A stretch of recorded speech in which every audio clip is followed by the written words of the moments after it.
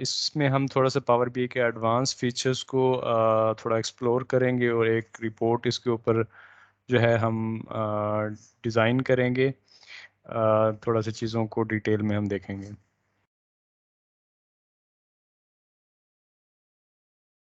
अब पिछले सेशन से रिलेटेड किसी का कोई क्वेश्चन अगर है तो वो कर सकता है अभी।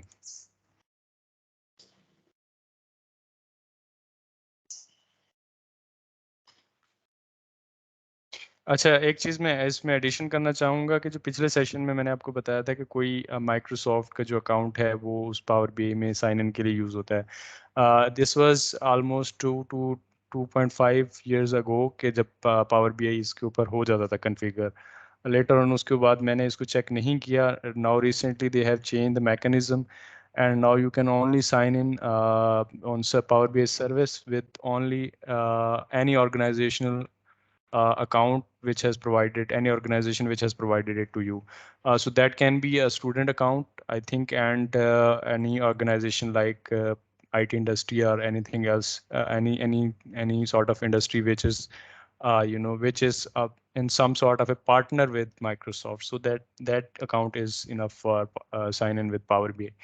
So you guys were asking question in the group, so um, I had, I think, given you the brief answer right here in this call. So let me share my screen with you guys.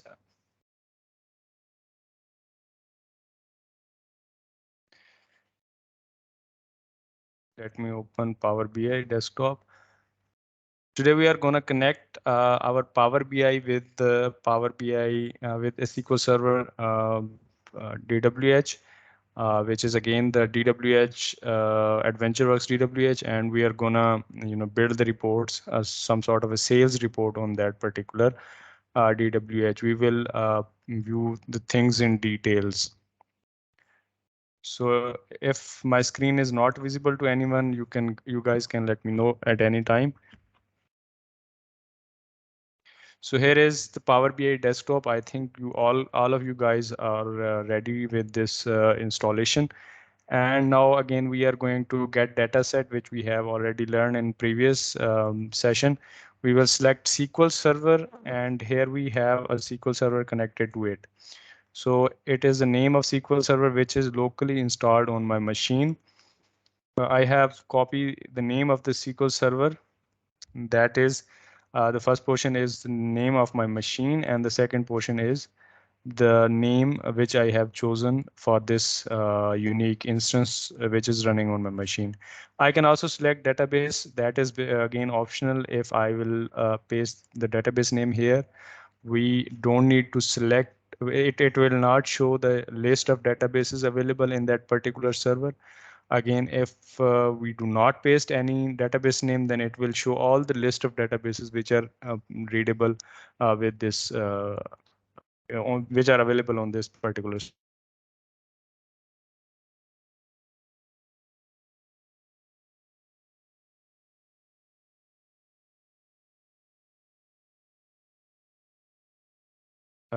Is there any network delay?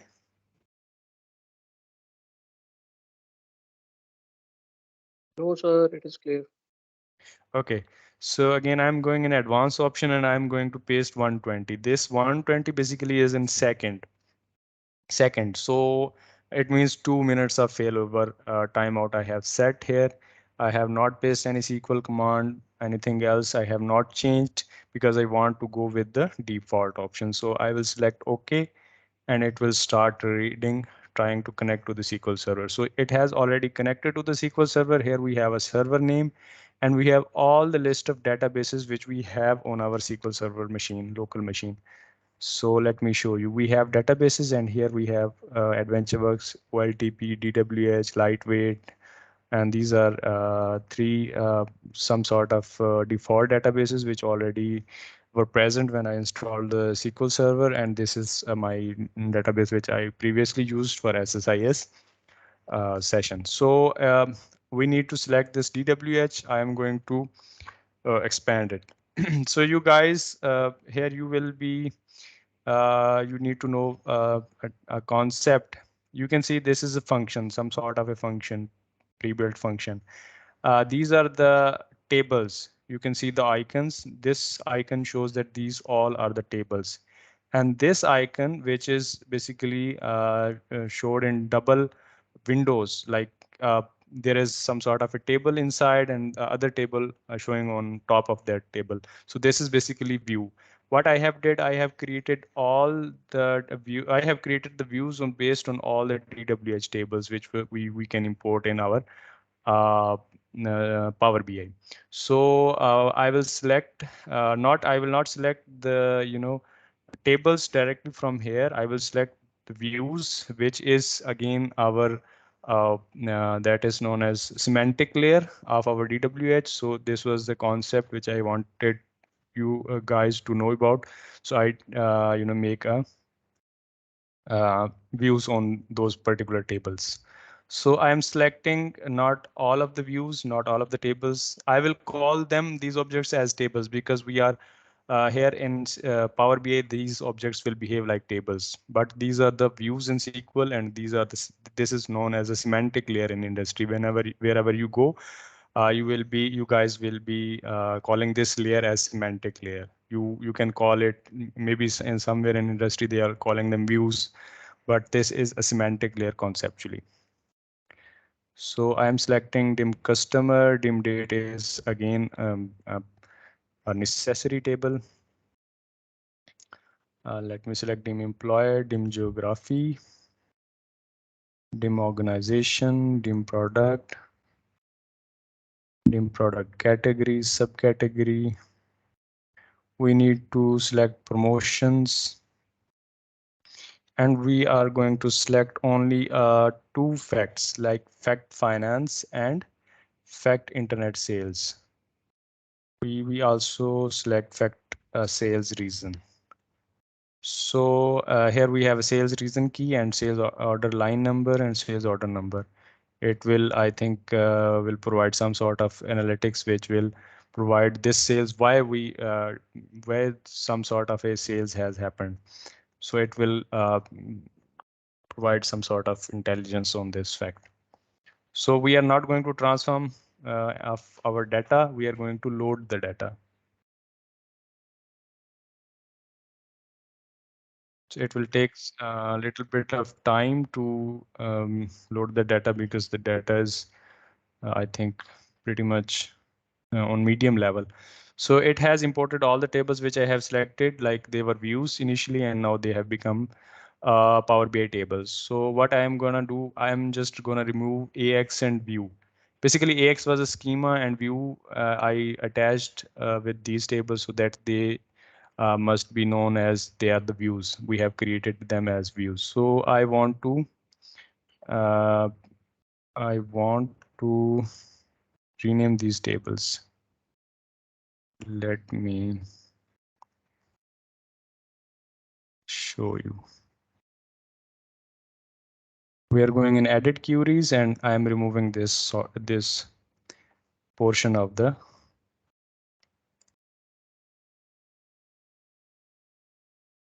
table name.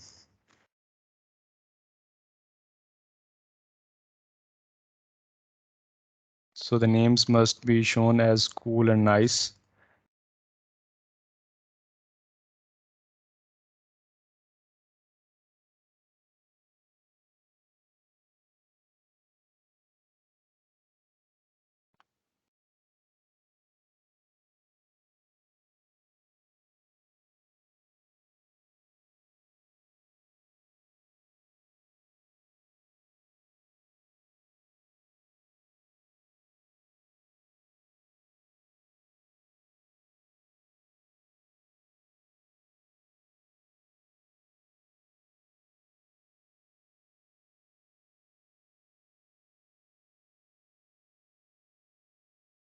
So we will close and apply so that all the changes we have made that must be reflected on the table names. So it will take a little bit of time to update those table names. So now we have a cool and nice names here and of these tables. So let me show you the relationships. I think it didn't detect any relationship, so we have to create it manually. I think there is some sort of issue in Power BI. Maybe it didn't detect any sort of relationships here.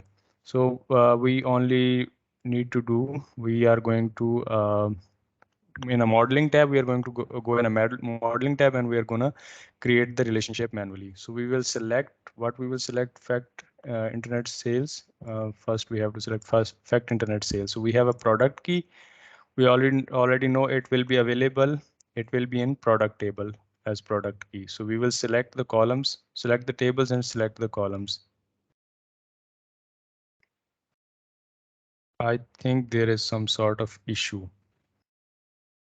Like there is no data in product table. Let me check it again.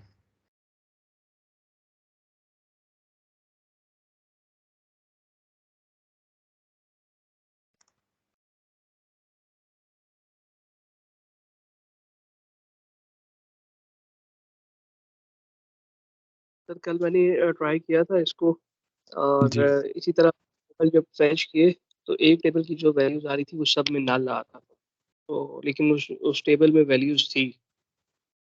उसका मैंने हम्म, Excel से report किया था data. जी जी that can cause there is some sort of issue. I don't know exactly, but previously it was not doing this.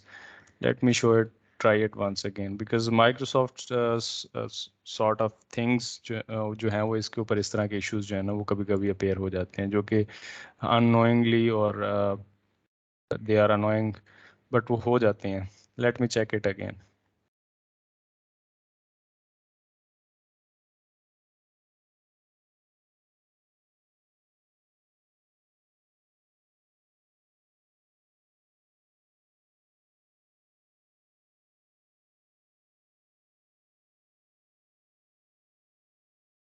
Let me do it once again. SQL Server, and we select server in advanced option. We didn't select anything.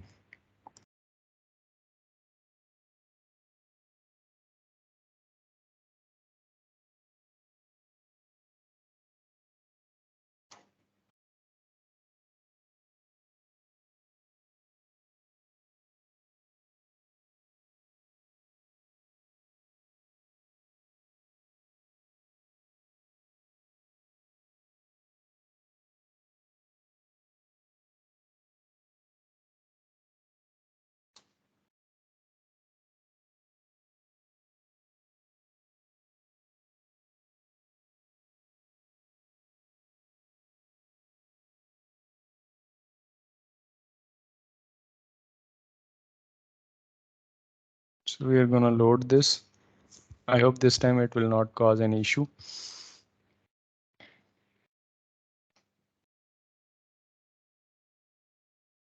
So it is importing the data right now. Last time it didn't import any data. I don't know why. Again, Microsoft stuff is some sort of a stuff which, causes unintended and unwanted issues. बहुत दफा जो है ना वो हमें annoying feel होता है कि यार ये क्या हो गया.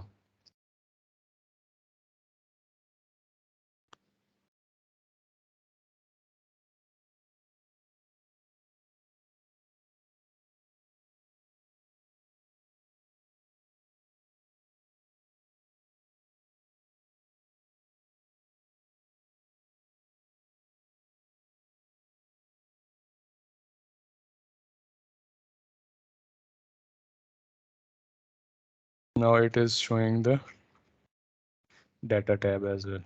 So it will show the data.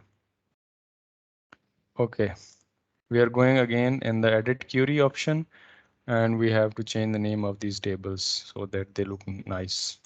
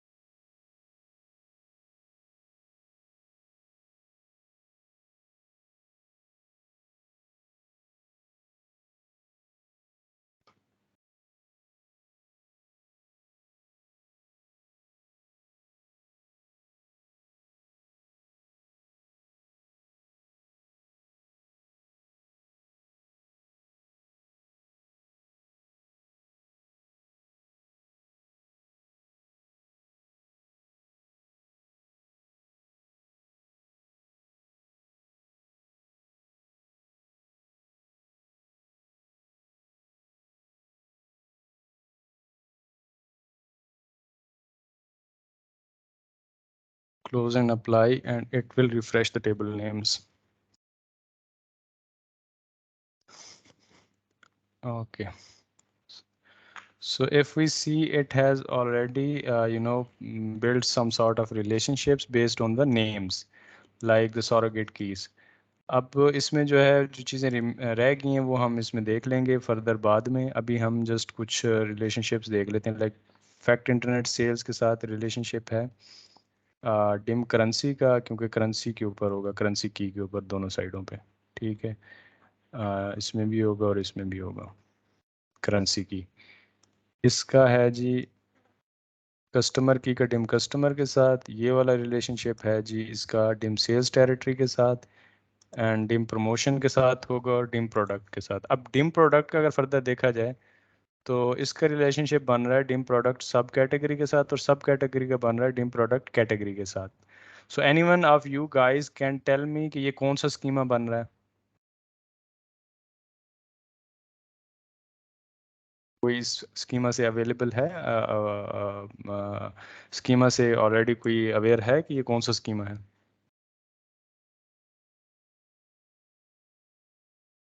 Anyone?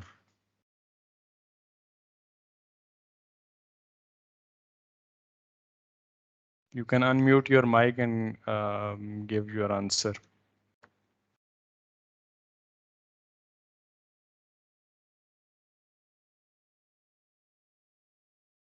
Snowflake. Peoples are,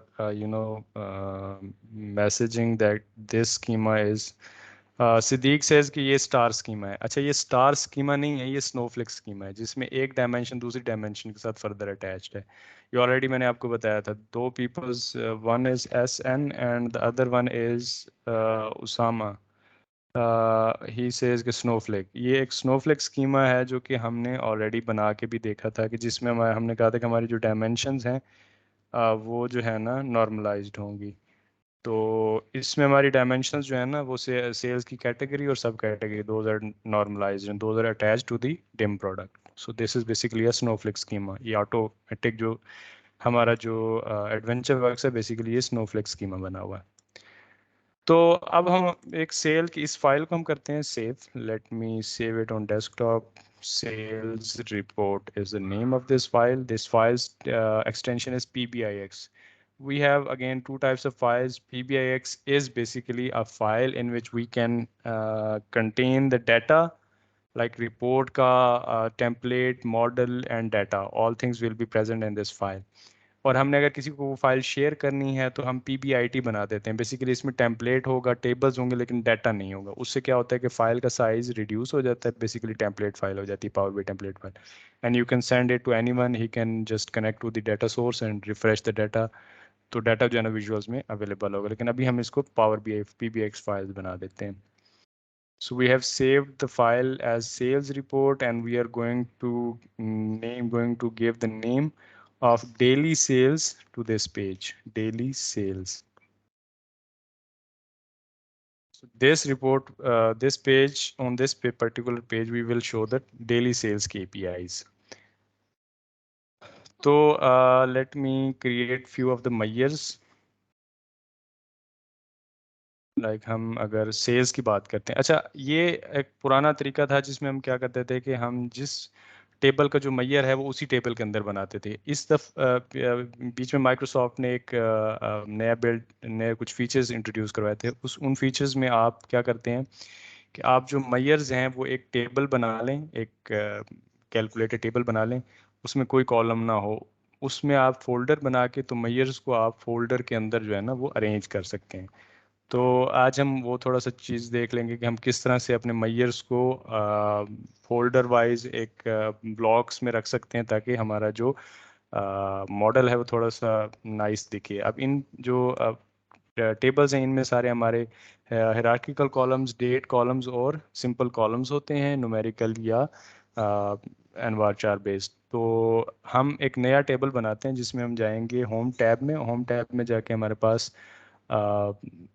पास एक होता है एंटर डाटा का टेबल. इसमें हम करते हैं कॉलम को देते हैं नेम वैल्यू, और टेबल का नेम यहाँ पे हम कॉलम को रीनेम कर देते हैं, बिकॉज एक मिनिमम एक कॉलम हमें बनाना पड़ेगा, ये बाद में हम डिलीट कर देंगे इसको। और टेबल का नेम हम देते हैं मैयर टेबल, मैयर्स टेबल। हम इसको कर देते हैं लोड, इसमें कोई वैल्यू नहीं है, जस्ट सिंगल कॉलम टेबल है। इस कॉलम को कर देंगे हम बाद में हाइड या delete. So here we have appeared a Myers table. We are gonna hide this Meyer, this column, and we are gonna, where is Myers table?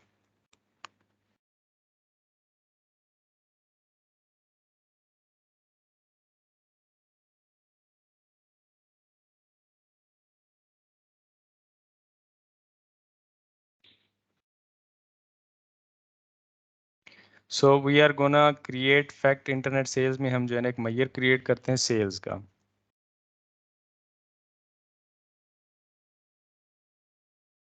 TY sales, basically ये TY sales क्या होगी, simply sum होगी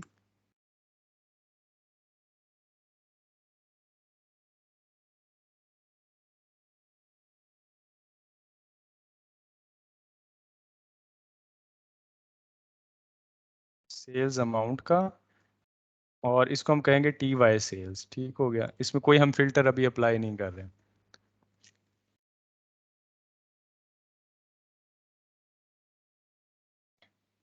अब ये है हमारे पास TY sales का एक मैयर, हम इसमें नया मैयर बनाते हैं। मैं चाहता हूँ कि ये एक मैयर था और इसमें मेरे पास सेम डे के ऊपर, अगर फॉर एग्जांपल मैं डे की मैंने फिल्टर डाला हुआ, डे का फिल्टर रिपोर्ट में डाला हुआ, तो मैं इसको सेम डे प्रीवियस ईयर के साथ भी देखूं, तो मैं इसका एक और मैयर क्रिएट कर लेता हूँ LY सेल्स के नाम से, last year sales.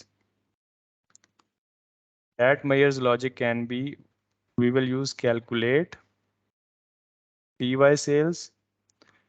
We can remove the table name because Meyer name can independently be referenced. तो Meyer name को ज़रूरी नहीं होता उसके साथ टेबल नेम लगाया जाए। तो मैंने TY नेम कहा, TY सेल्स कहा है, और मैं जाके कहूँगा सेम पीरियड लास्ट ईयर की टैक्स का एक फंक्शन होगा, जो कि इसके फिल्टर वाले पोर्शन में जाके मैं इसको कॉल करूँगा, और उसमें मैं क्या करूँगा, डिम डेट। डिम डेट का एक कॉलम है हमारे पास, लेट मी शो यू। फिलहाल मैं इसको डिम डेट डेट की पे डाल रहा हूँ। मुझे एक डिम डेट के अंदर एक कॉलम है, उसे हमें ना रीनेम करना है। Let me show you the particular column. We need to edit query to the dim date, and here we have, ये तो डेट की है जो कि इंटीजर है, और ये हमारे पास फुल अल्टरनेट डेट है, जिसका format it looks pretty good, but इसका नाम हम कर देते हैं सिंपली डेट। तो इसको हम क्लोज एंड अप्लाई कर देते हैं, so that it must be available. हमें नेम्स जो है ना वो इजी हो, हमें पता हो डेट वाला कॉलम कौन सा और डेट की का कॉलम कौन सा। So it has applied a step.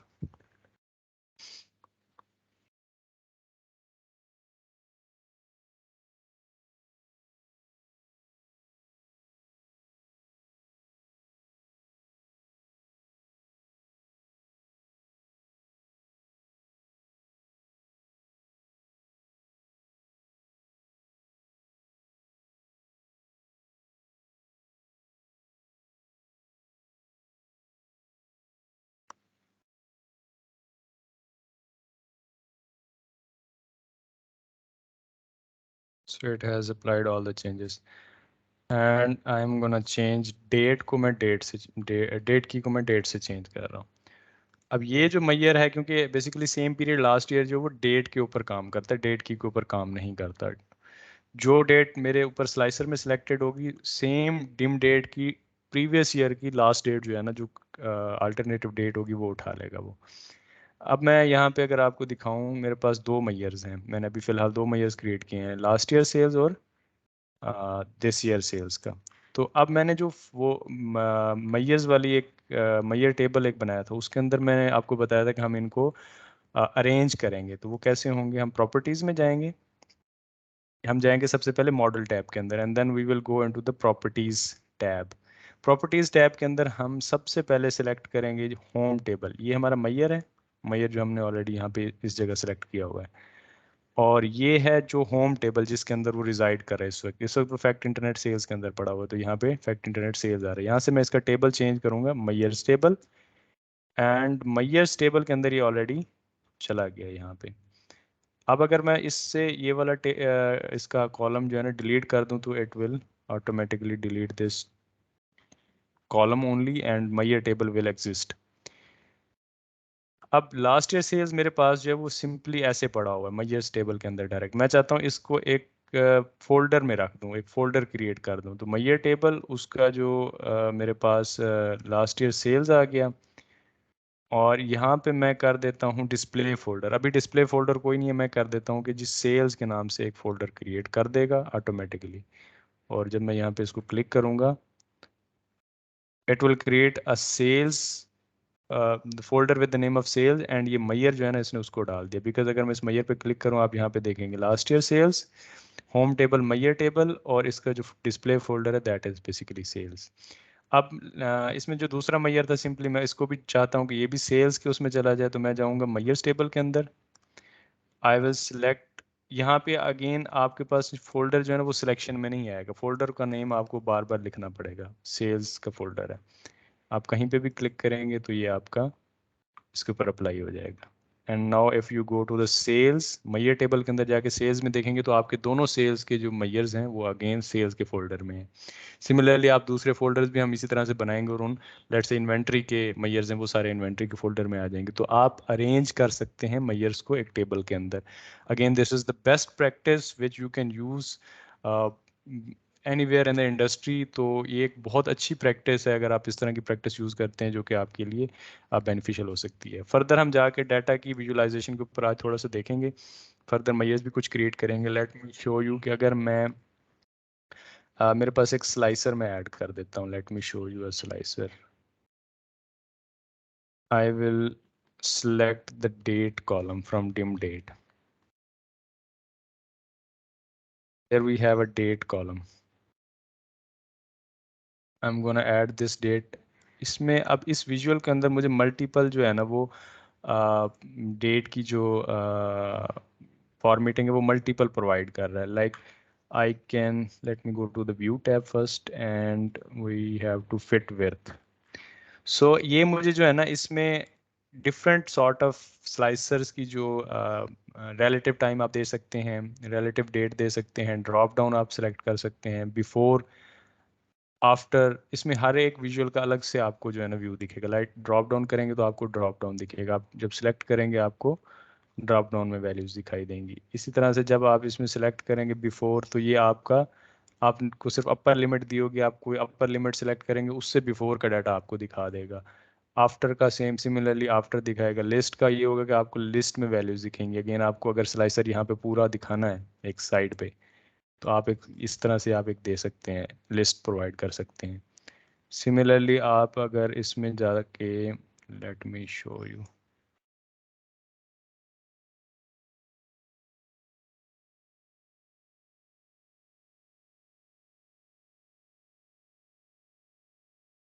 Drop down हम इसको सिलेक्ट कर देते हैं, लेकिन हम अगर इस यहाँ पे देखें तो हमारा जो डेट का पैटर्न है that is not looking good.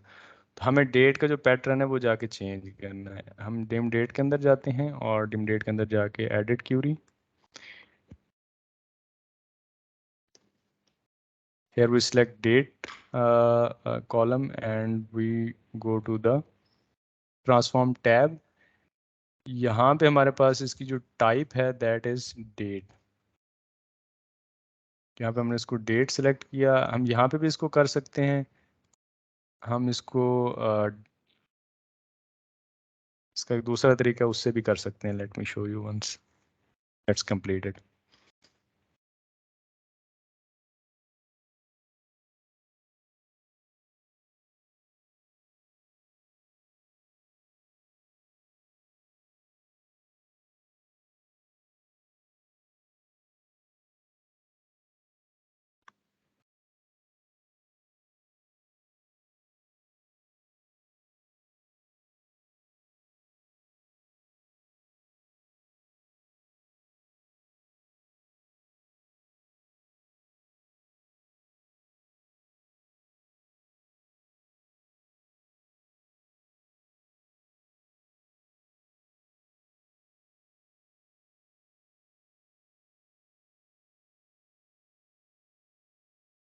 Again this is showing the same pattern. Let me show you. अब यहाँ से भी इसको जब डेट का कॉलम सेलेक्ट करेंगे तो यहाँ से भी आपके पास ना डिफरेंट पैटर्न्स आ रहे होते हैं कि डेट का जो टाइप है वो किस तरह की टाइप किस तरह की शो करनी चाहिए. Now it is good and nice date which is showing here. तो यहाँ से आप इसको सेट कर सकते हैं. अगेन इसको अगर आपने सॉर्ट करना है सॉर्ट एक्सेस आप जाके सॉर्ट असेंडिंग डिसेंडिंग मैं लेट्स इसको डिसेंडिंग कर देता हूँ. Late me show you 31/12/2014 and what is the year after it.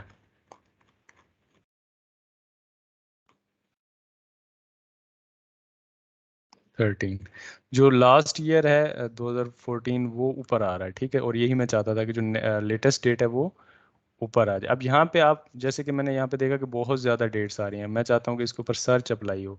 Again these three dots के ऊपर आप क्लिक करेंगे और आप जाके इसके ऊपर sorry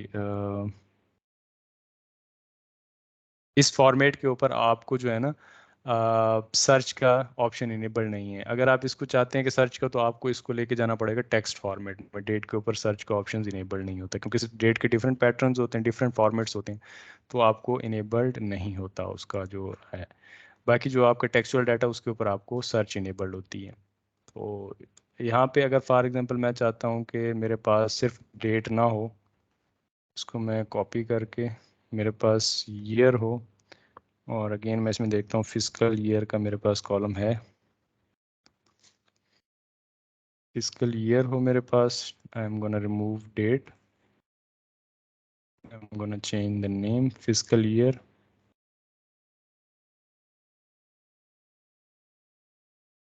fiscal month we don't have fiscal month so we can use fiscal quarter. We remove fiscal year and we will use fiscal quarter. We can also create fiscal month as well.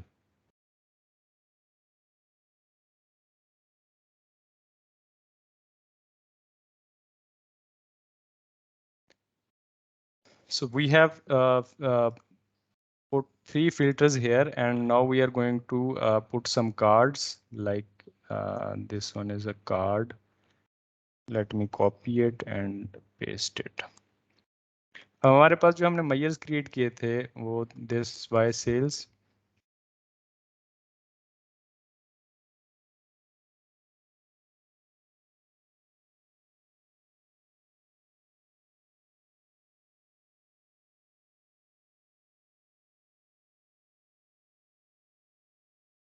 अब यहाँ पे मुझे ये quantity कुछ मुझे अजीब सी दिखा रहा है. ठीक है. It is showing AED to 29.36 million.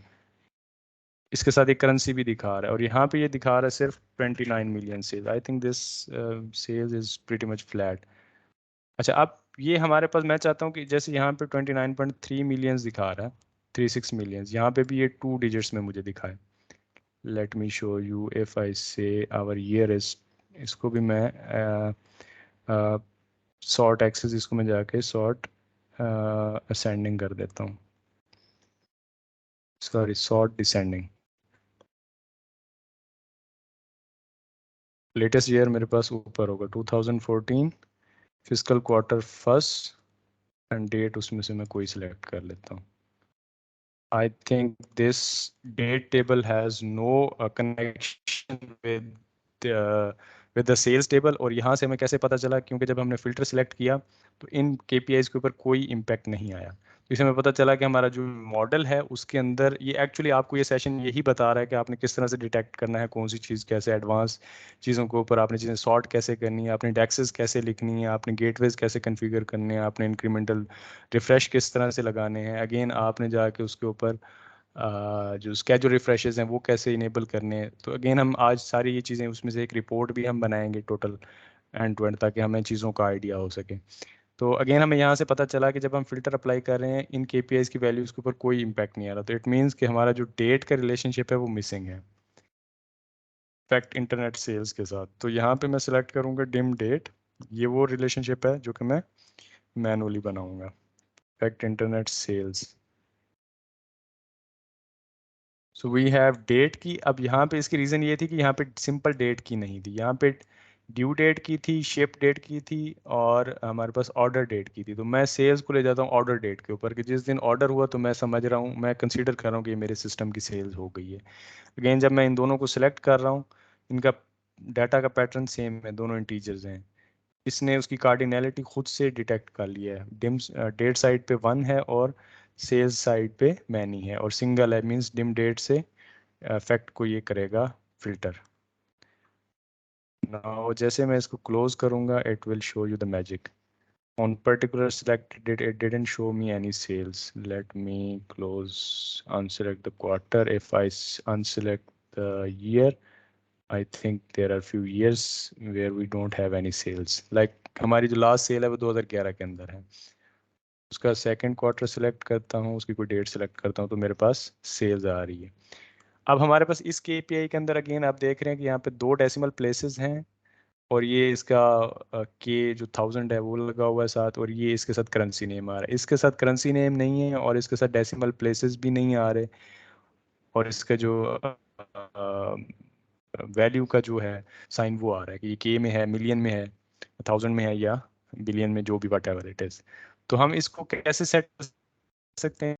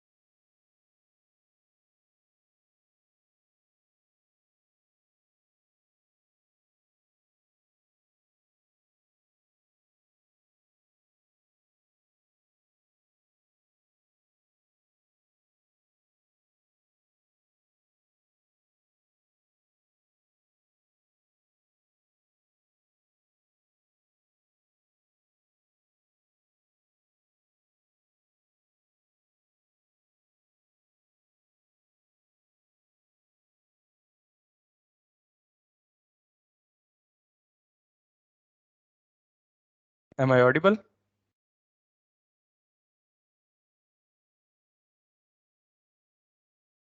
Okay, और मैं स्क्रीन भी, जो मेरी स्क्रीन है वो भी विजिबल है।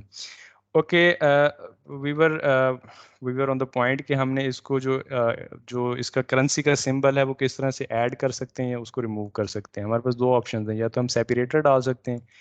लेट मी शो यू कि जब हम सेपरेटर इसमें ऐड करेंगे तो हमारे पास करेंसी सिंबल उसमें ऑटोमेटिकली ख़त्म हो जाता है, ठीक है।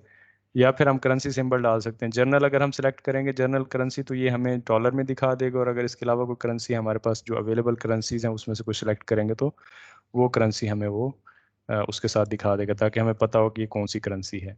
अदरवाइज़ अगर आपको यूज़ नहीं करना चाहते तो आप उसको एज इट इज़ रहने दे सकते हैं। अब हमारे पास दो कार्ड्स हैं जिसमें हमारे पास दिस ईयर सेल्स और लास्ट ईयर सेल्स का एक कार्ड है। I want to make sure कि ये दोनों सेम ब्रेथ हाइट के हों।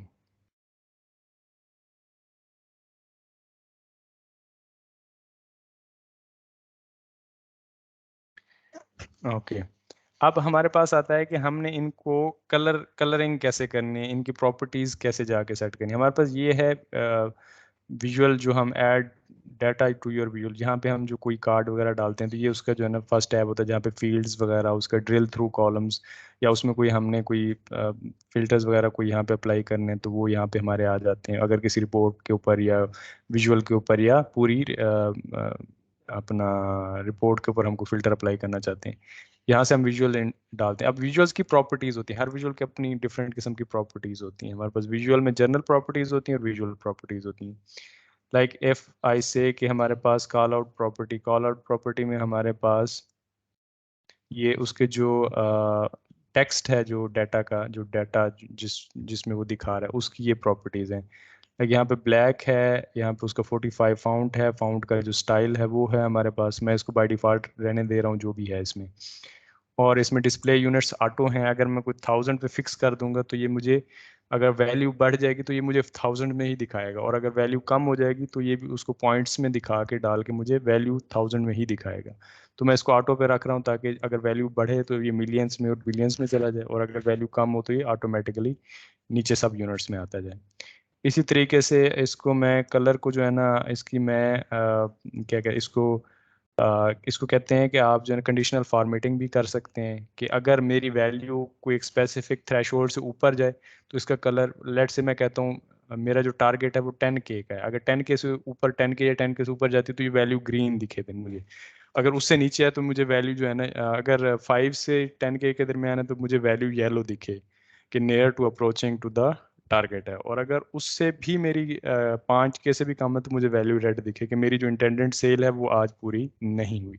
तो अगेन यहाँ पे हम इसको इसके ऊपर सारी की सारी हम ग्रेडियंट हम 3 डिफरेंट तरीकों से कस्टम जो फॉर्मेटिंग है वो अप्लाई कर सकते हैं। ग्रेडियंट है, रूल्स है और फाइंड फील्ड वैल्यूज है। Let me select the rules. यहाँ पे ये दिस ईयर सेल्स मैयर है इफ वैल्यू ग्रेटर देन और इक्वल टू, लेट मी से कि अगर वो 0 से बड़ी या उसके इक्वल है और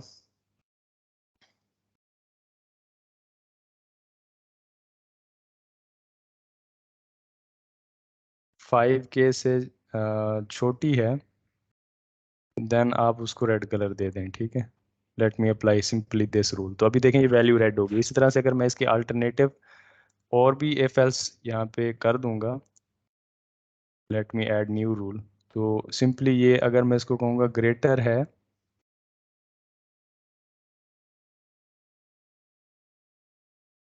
लेट मी से 5000 और लेस है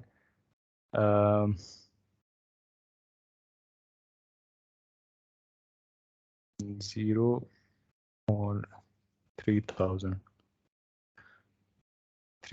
से बड़ी और 7000 से छोटी, तो मुझे ये दिखा दी येलो में। सिमिलरली हम इसमें जो है वो लास्ट रूल अप्लाई कर देते हैं, ग्रेटर हो 7K और लेस हो हमारे पास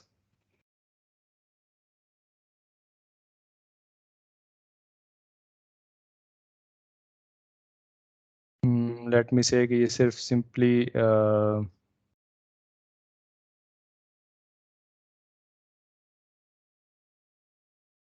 मैं कह देता हूँ कि 15K, ये मुझे ग्रीन में दिखा दे। अपर लिमिट में ज़्यादा सिलेक्ट कर रहा हूँ ताकि मोर कलर्स में जाके मैं ग्रीन का कोई पैटर्न को सिलेक्ट कर लेता हूँ। ये जैसे मेरी वैल्यू जो है वो बढ़ेगी, लेट मी शो यू कि अगर मैं यहाँ पे कोई डेट सिलेक्ट करता हूँ और अब क्योंकि मैंने यहाँ पे देखें 14.50K है, तो यहाँ पे वैल्यू मेरी 7K से ज़्यादा है तो यहाँ पे वो ऑटोमेटिकली उसके ऊपर कलरिंग अप्लाई कर रहा है। अब क्योंकि वो मिलियंस में मैंने उसके ऊपर अप्लाई नहीं किया कोई रूल, तो इसलिए उसमें को ब्लैक ही अगेन शो कर रहा है। अगेन ये मकसद आपको समझाना है कि किस तरह से आप इसके ऊपर फॉर्मेटिंग कर सकते हैं।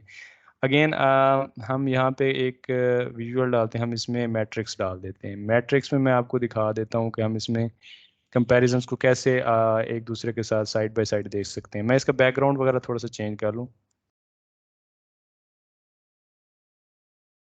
यहाँ पे कैटेगरी लेबल को आप सेट कर सकते हैं। इस तरह से जनरल प्रॉपर्टीज़ में जाएंगे आप, तो आप हेडर आइकन्स को सेट कर सकते हैं। टूल टिप्स की प्रॉपर्टीज़ होती हैं। अल्टरनेटिव टेक्स्ट आप शो कर सकते हैं अगर वैल्यू नहीं दिख रही तो कुछ और। इसी तरीके से हमारे पास इफ़ेक्ट्स हैं। इफ़ेक्ट्स में हमारे पास बैकग्राउंड कलर है, एक one of the important property है। Let me select this colour. और ओपेसिटी इसकी ट्रांसपेरेंसी 0 है। सिमिलरली इसकी भी मैं वैसे ही कर देता हूँ सेट। जनरल प्रॉपर्टीज़ में जाके बैकग्राउंड में जाके मैं ये कलर सेलेक्ट कर लेता हूँ। अब जो मेरी वैल्यूज़ हैं वो मुझे सही से नहीं दिखाई दे रही, तो वो मैं जाके विजुअल में जाके कॉल आउट प्रॉपर्टीज़ में यहाँ पे मेरे पास मैं इसको रिमूव कर देता हूँ और यहाँ पे जाके मैं इसको वाइट सेलेक्ट कर देता हूँ। तो I think these properties are, ये दो प्रॉपर्टीज़ जो हैं वो बहुत अच्छी हैं। इसमें थोड़ा सा स्पेस दे देते हैं। हमने बैकग्राउंड कलर दे दिया उसको, और इन कलर बल्कि डिफरेंट कर देते हैं हम यहाँ पे जाके।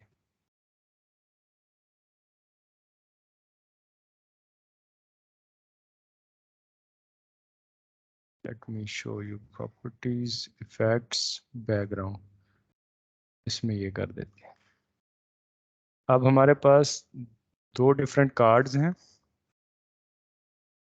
अच्छा, इसकी हम विड्थ हाइट भी सेट कर सकते हैं। लाइक जर्नल में जाके प्रॉपर्टीज, मैं चाहता हूँ कि फॉर एग्जांपल अगर एक कोई केपीआई है उसको किसी एक सर्टेन पॉइंट पे होना चाहिए, लाइक यहाँ पे है।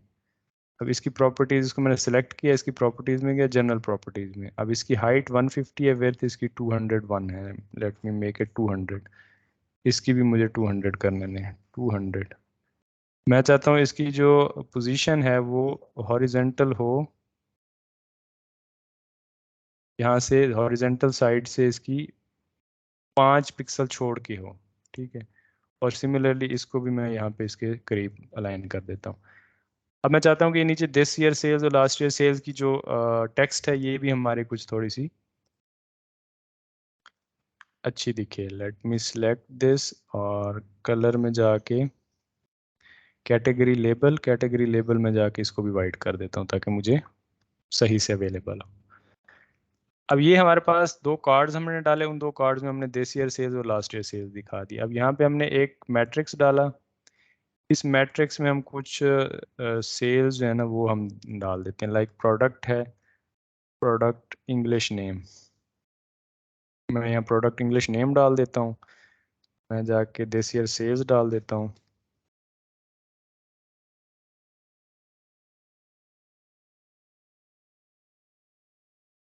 अब मेरे पास प्रोडक्ट वाइज जो सिलेक्टेड डेट है उस डेट के ऊपर सेकंड क्वार्टर की सारी सेल्स प्रोडक्ट वाइज आ रही हैं।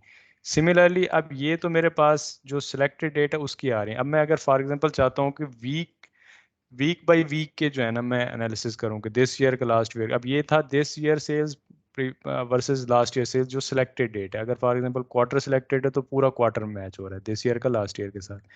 सिमिलरली अगर कोई सिंगल डेट सिलेक्टेड है तो दिस ईयर की लास्ट ईयर के साथ कौन से प्रोडक्ट सेल हुए और उनकी कितनी सेल हुई टोटल, ठीक है। सिमिलरली अगर मैं इसमें कोई यहाँ पे वीक डाल देता हूँ तो क्योंकि दिस ईयर सेल्स और लास्ट ईयर सेल्स के अंदर कोई एक्स्ट्रा फिल्टर नहीं लगा हुआ, तो जो हम यहाँ पे फिल्टर सेलेक्ट करेंगे जो इस स्लाइसर से, वही सेल्स वो हमें जो है ना दिस ईयर की दिखाएगा और सेम पीरियड लास्ट ईयर के अंदर जाके वो हमें दिखाएगा। अगर हैं सेल्स वो दिखाएगा, अगर नहीं है तो वो नहीं दिखाएगा, ब्लैंक दिखाएगा।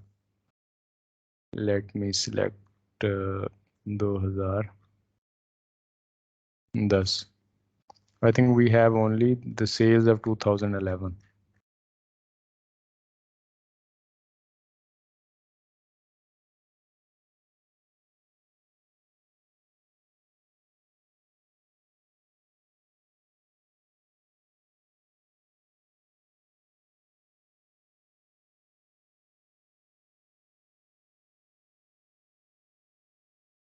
We have 2000 and 2012 में हमारी दिस ईयर सेल्स हैं, लेकिन उसकी 2011 की लास्ट ईयर की सेल्स नहीं दिखा रहा। वो होनी चाहिए, 2011 की हैं हमारे पास sales. Again, I think there is some sort of problem in model क्या हमारी KPI में इशू है।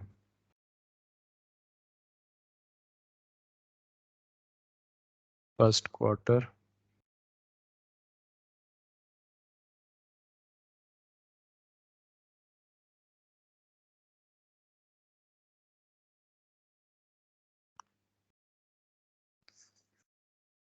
ओके लेट्स सी कि क्या इशू है इसमें। किसी को कोई इशू विजिबल है?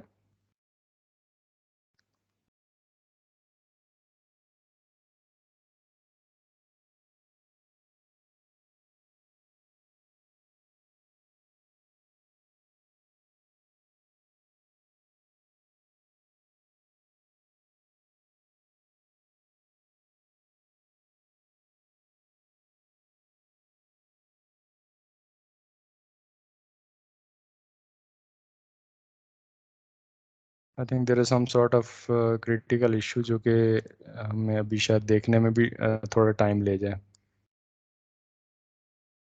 Let me check.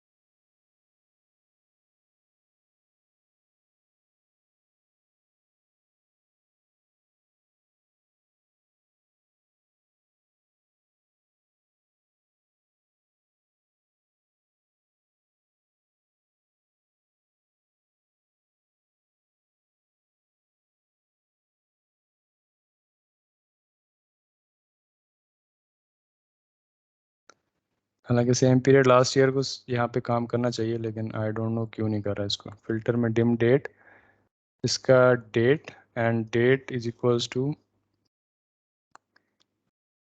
Use date add function.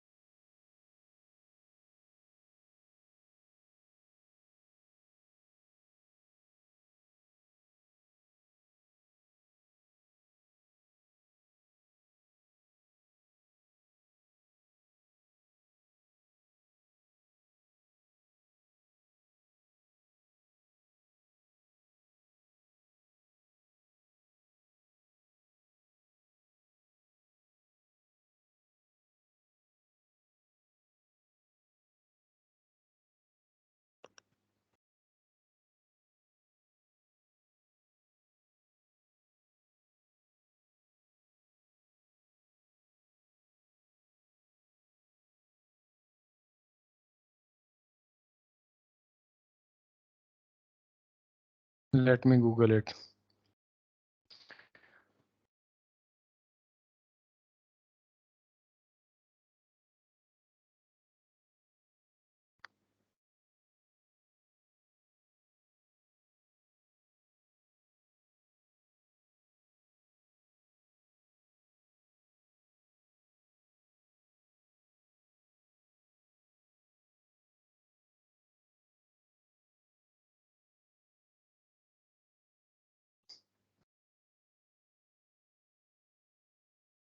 We are using the same syntax, but I don't know why this is not working. Let me check last year's sales again.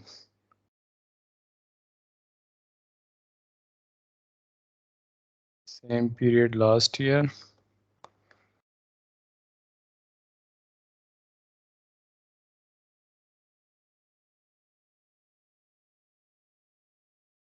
Now I think it is working.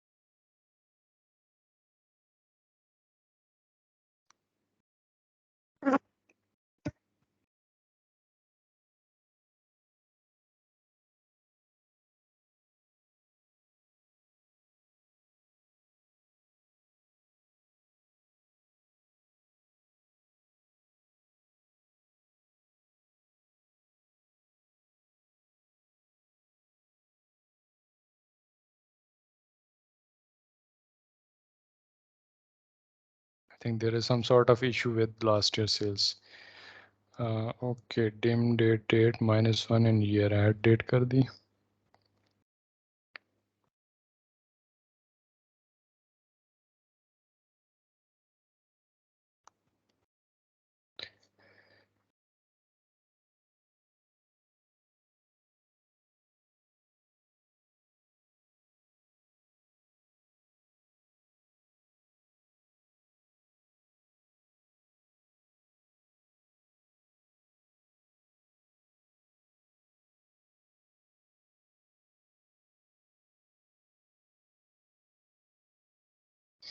Okay, we will work for 2011 and 2010.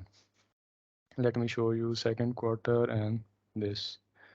Okay, so I think the proper data is available in 2011 and 2010. So we will be working on the fixed date. I don't know what is the issue. We have the proper logic, but that is not working properly with previous years. तो similarly अगर हम build करना चाहें हमारे पास previous quarter के साथ, वो भी हमारे पास मैयर्स हैं. Like if I want to create a new measure, let me create a new measure.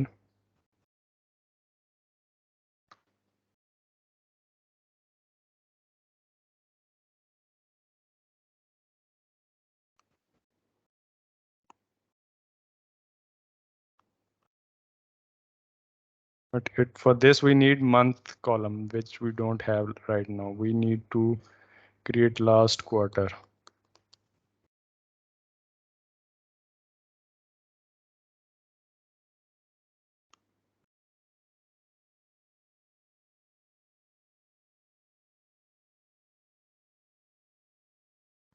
The meaning, the purpose of this is to show you that how you can write actually the DAX. I don't know this model does have a proper data in it because the model is not built by me. तो थोड़े बहुत issues आ रहे हैं. I know कि ये थोड़ा सा मेरे लिए भी थोड़ा वो है unfamiliar data है. I'm not again going to the data integrity.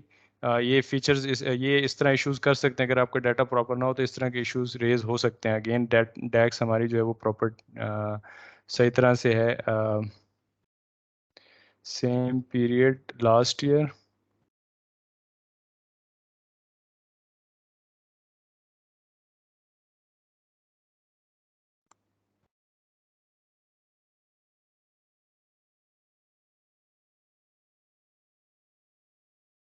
Again we are closing this hair.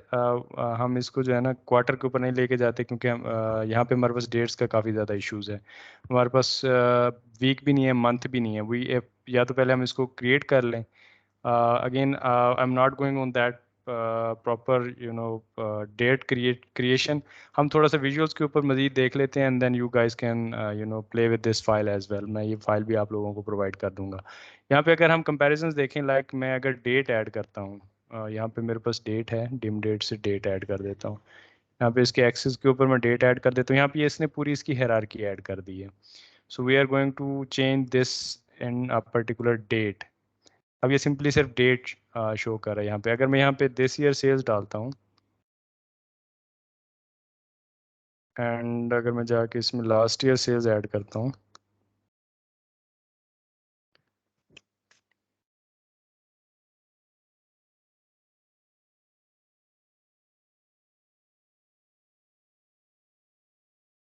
अब चूंकि ये एक डेट के ऊपर है, तो ये यहाँ पे सिंपली सिर्फ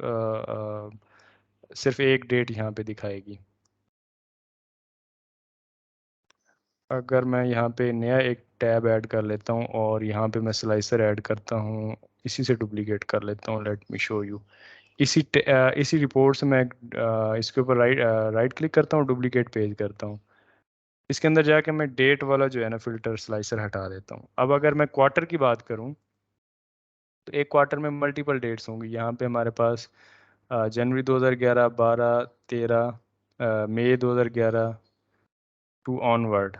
आई think this is quarter two. Quarter भी ये ठीक नहीं है, क्योंकि देखें क्वार्टर हमारे पास 3 मंथ्स का होता है। यहाँ पे क्वार्टर की भी अगेन डिम डेट में काफ़ी ज़्यादा इश्यूज हैं। हमारे पास डाटा जो है guys, that is not perfect data, जो कि मैं आपको डेमो के लिए दिखाना चाह रहा था। अगेन अगर आप इसमें देखें डेट वाइज हमारे पास, let me show you some other quarter. ये क्वार्टर अगर देखें, इसमें हमारे पास सिर्फ दिस ईयर सेल्स आ रही हैं, लास्ट ईयर की हैं ही नहीं। अगर यहाँ पे भी अगर आप देखेंगे, तो यहाँ पे भी लास्ट ईयर की नहीं है। सेकंड क्वार्टर में यहाँ पे कुछ सेल्स आई हैं लास्ट ईयर की, but again those are not perfect. Fourth quarter में भी नहीं। यहाँ पे अगर देखेंगे तो सिर्फ इस क्वार्टर में लास्ट ईयर की थोड़ी सी कुछ सेल्स आई हैं। Let me show you in 2010। और अगर मैं यहाँ पे ईयर्स देखूँ, फिजिकल ईयर,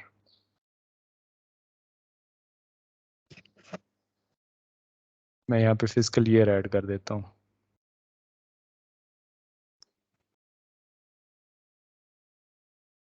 और यहाँ से मैं फिजिकल ईयर रिमूव कर देता हूँ। तो यहाँ पे देखें मेरे पास ये इसने लास्ट ईयर की सेल सिर्फ एक 2011 में दिखाई हैं, और बाकी आई थिंक ये मैयर में कोई मसला है। I am not being able to इस कि इसको मैं वो कर सकूँ, ड्रिल डाउन कर सकूँ रन टाइम के ऊपर। So we are moving with this.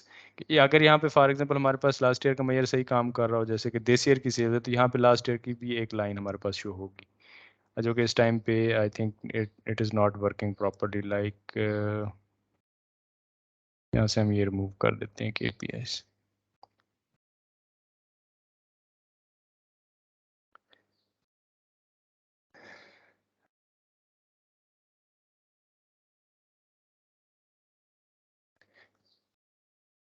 I wanted to show you कि मैं आपको ट्रेंड्स दिखा सकूँगा, but again I don't know कि ये क्यों काम नहीं कर रहा। हम फर्दर इसके ऊपर मूव करेंगे। हमने ये रिपोर्ट इस तरह से ट्रेंड्स हम बना सकते हैं। इसमें डाटा के ऊपर फॉल्ट है या डेक्स में कोई इशू है, या हमारी कोई डेक्स में मसला है, there is some sort of issue, but I am not being able to work on it. But हम इसको देखेंगे, हम जाते हैं जो फर्दर जो चीज़ें हैं वो उनके ऊपर हम जाते हैं। अब हम इस रिपोर्ट को करेंगे सेव। हमने ऑलरेडी इसको सेव किया हुआ है। सेव करके इसको हम करेंगे पब्लिश। जो फर्दर चीज़ें हम उनको देख लेते हैं। फर्दर पब्लिश करने के लिए मेरे पास माई वर्क स्पेस है और प्रोजेक्ट्स हैं। दो वर्क स्पेसेस हैं। माई वर्क स्पेस डिफ़ॉल्ट होती है ना, जो हमारे पास पावर BI की है। बट जो प्रोजेक्ट्स की वर्क स्पेस है, दिस इज़ बेसिकली जो हमारी अपनी बाय डिफ़ॉल्ट नहीं है, जो हमने खुद से क्रिएट की हुई है। तो मैं प्रोजेक्ट्स की अगर माई वर्क स्पेस में मैं इसको करता हूँ, जो कि बाय डिफ़ॉल्ट है, तो उसके अंदर बहुत सारी उसके अंदर मैं ऐप जो है ना, अपना इसकी पावर ऐप नहीं बना सकता किसी रिपोर्ट की। अगर मैं माई वर्क स्पेस की बात करता हूँ, तो उसमें मेरी ये लिमिटेशन आती है। इसलिए मैं प्रोजेक्ट्स वाली, जो कि हमारी खुद कस्टम हमारी जो वर्क स्पेस है, उसके अंदर इसको पब्लिश करने लगा हूँ। Late me select the work space, और ये पब्लिश हो जाएगा वहाँ पे।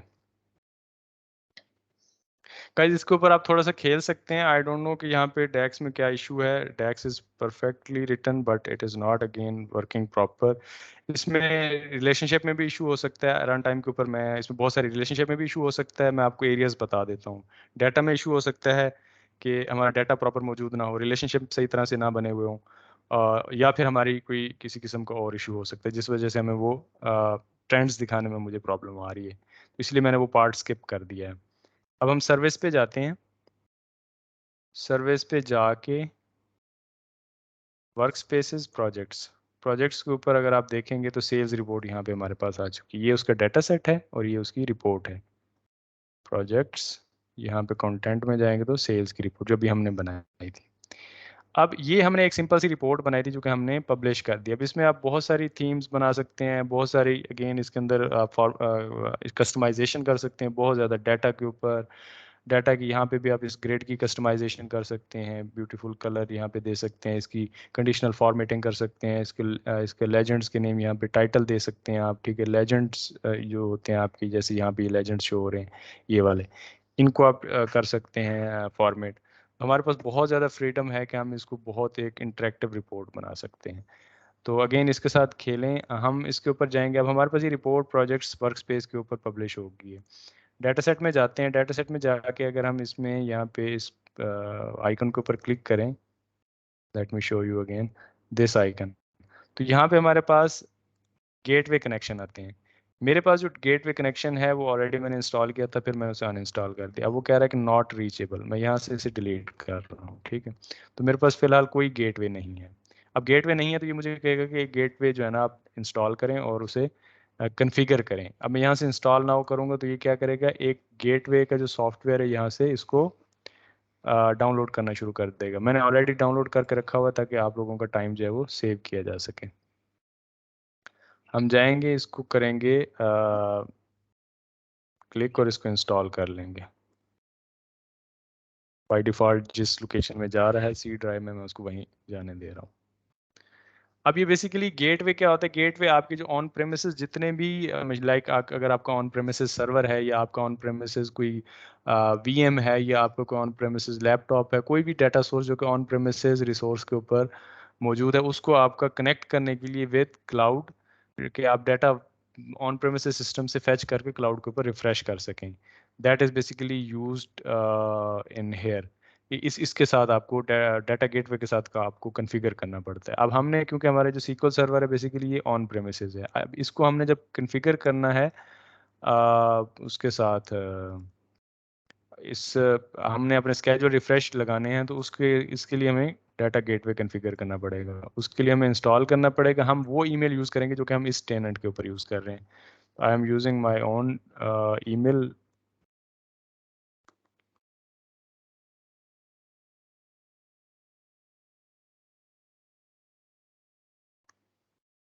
तो साइन इन करेंगे इसको।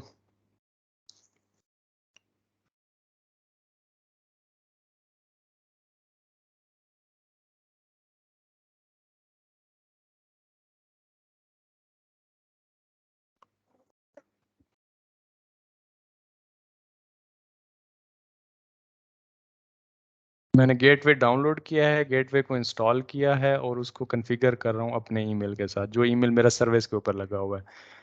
सर्विस सेटिंग में हमारे पास इसको restart, it is recommended to restart a gateway, वो कह रहा है कि एक दफ़ा या हर दफ़ा जब आप इसको कर रहे हैं तो जो भी इसमें अगर कुछ चेंजेस कर रहे हैं तो आप इसको एक दफ़ा रीस्टार्ट कर दें।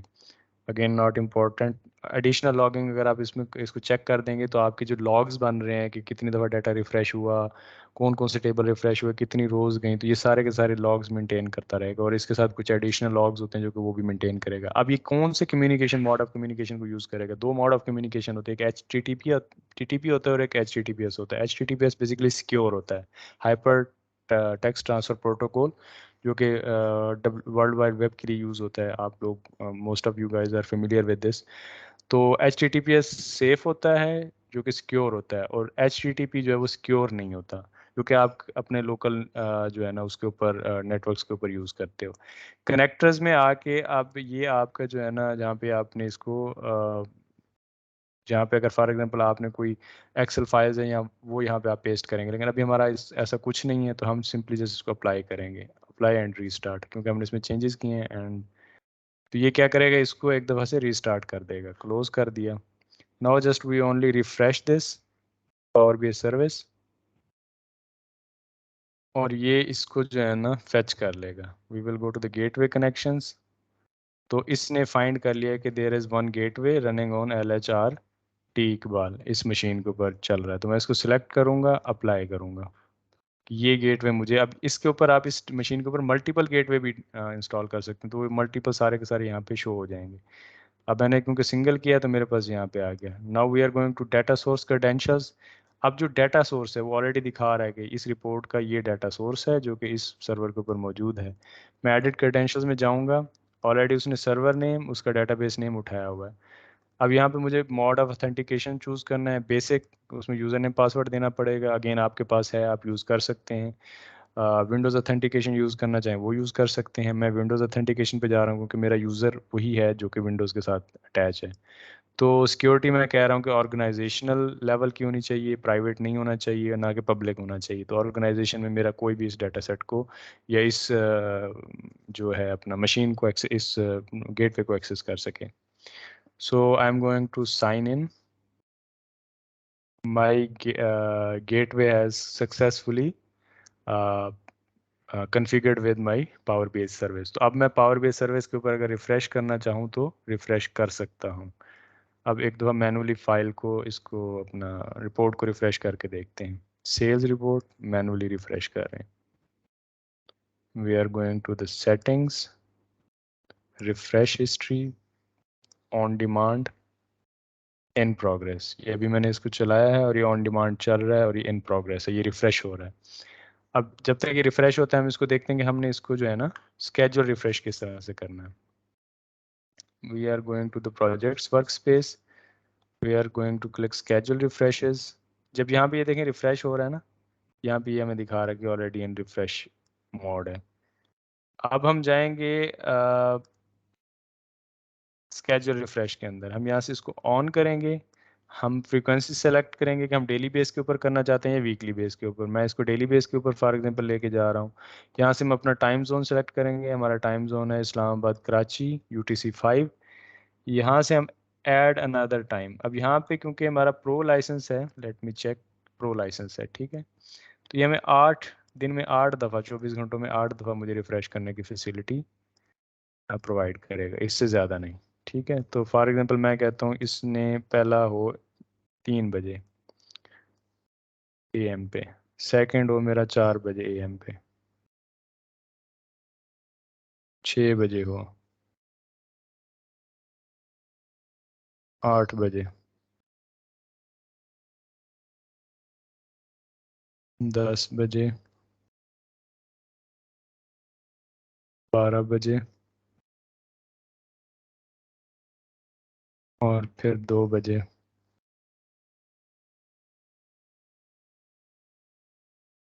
4 बजे।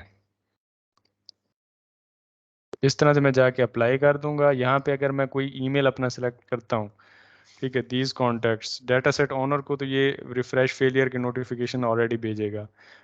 अगर मैं यहाँ से इसको ऑफ कर देता हूँ तो ओनर को नहीं भेजेगा।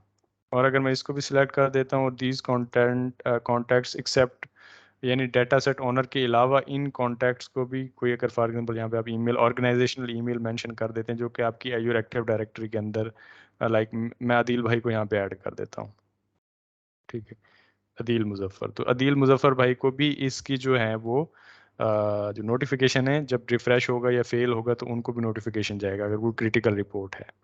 अगेन अगर हम क्वेश्चन एंड आंसर में आ जाएं, तो क्वेश्चन एंड आंसर हमने ऑलरेडी इसमें वहाँ पे किया हुआ है। क्वेश्चन एंड आंसर का ये होता है, नेचुरल लैंग्वेज में आप क्वेश्चन पूछ सकते हैं अपने मॉडल से, ठीक है। अगर आप विजुअल ऐड कर देते हैं, क्लाइंट जस्ट टाइप करेगा और उसको, लाइक ही वांट टू से दिस ईयर सेल्स ऑफ किसी पर्टिकुलर डेट की, तो वो उसको नेचुरल लैंग्वेज में राइट करेगा, तो उसकी दिस ईयर सेल्स का नीचे उसको विजुअल बन के उसकी सेल्स दिखाई शुरू हो जाएंगी। तो हमने ऑलरेडी इसको कॉन्फ़िगर किया हुआ है। इसको जाके कॉन्फ़िगर करना पड़ता है options, options and settings. Option में जाके ये अगेन क्लाइंट को एंड यूजर को क्यूरी करने के लिए यूज होता है। यहाँ पे मैंने turn on question and answer to ask natural language questions about your data, तो मैंने ऑलरेडी इसको इनेबल किया हुआ है। तो यहाँ पे भी हमें जो ऑप्शन है वो इनेबल्ड दिखाई दे रही है।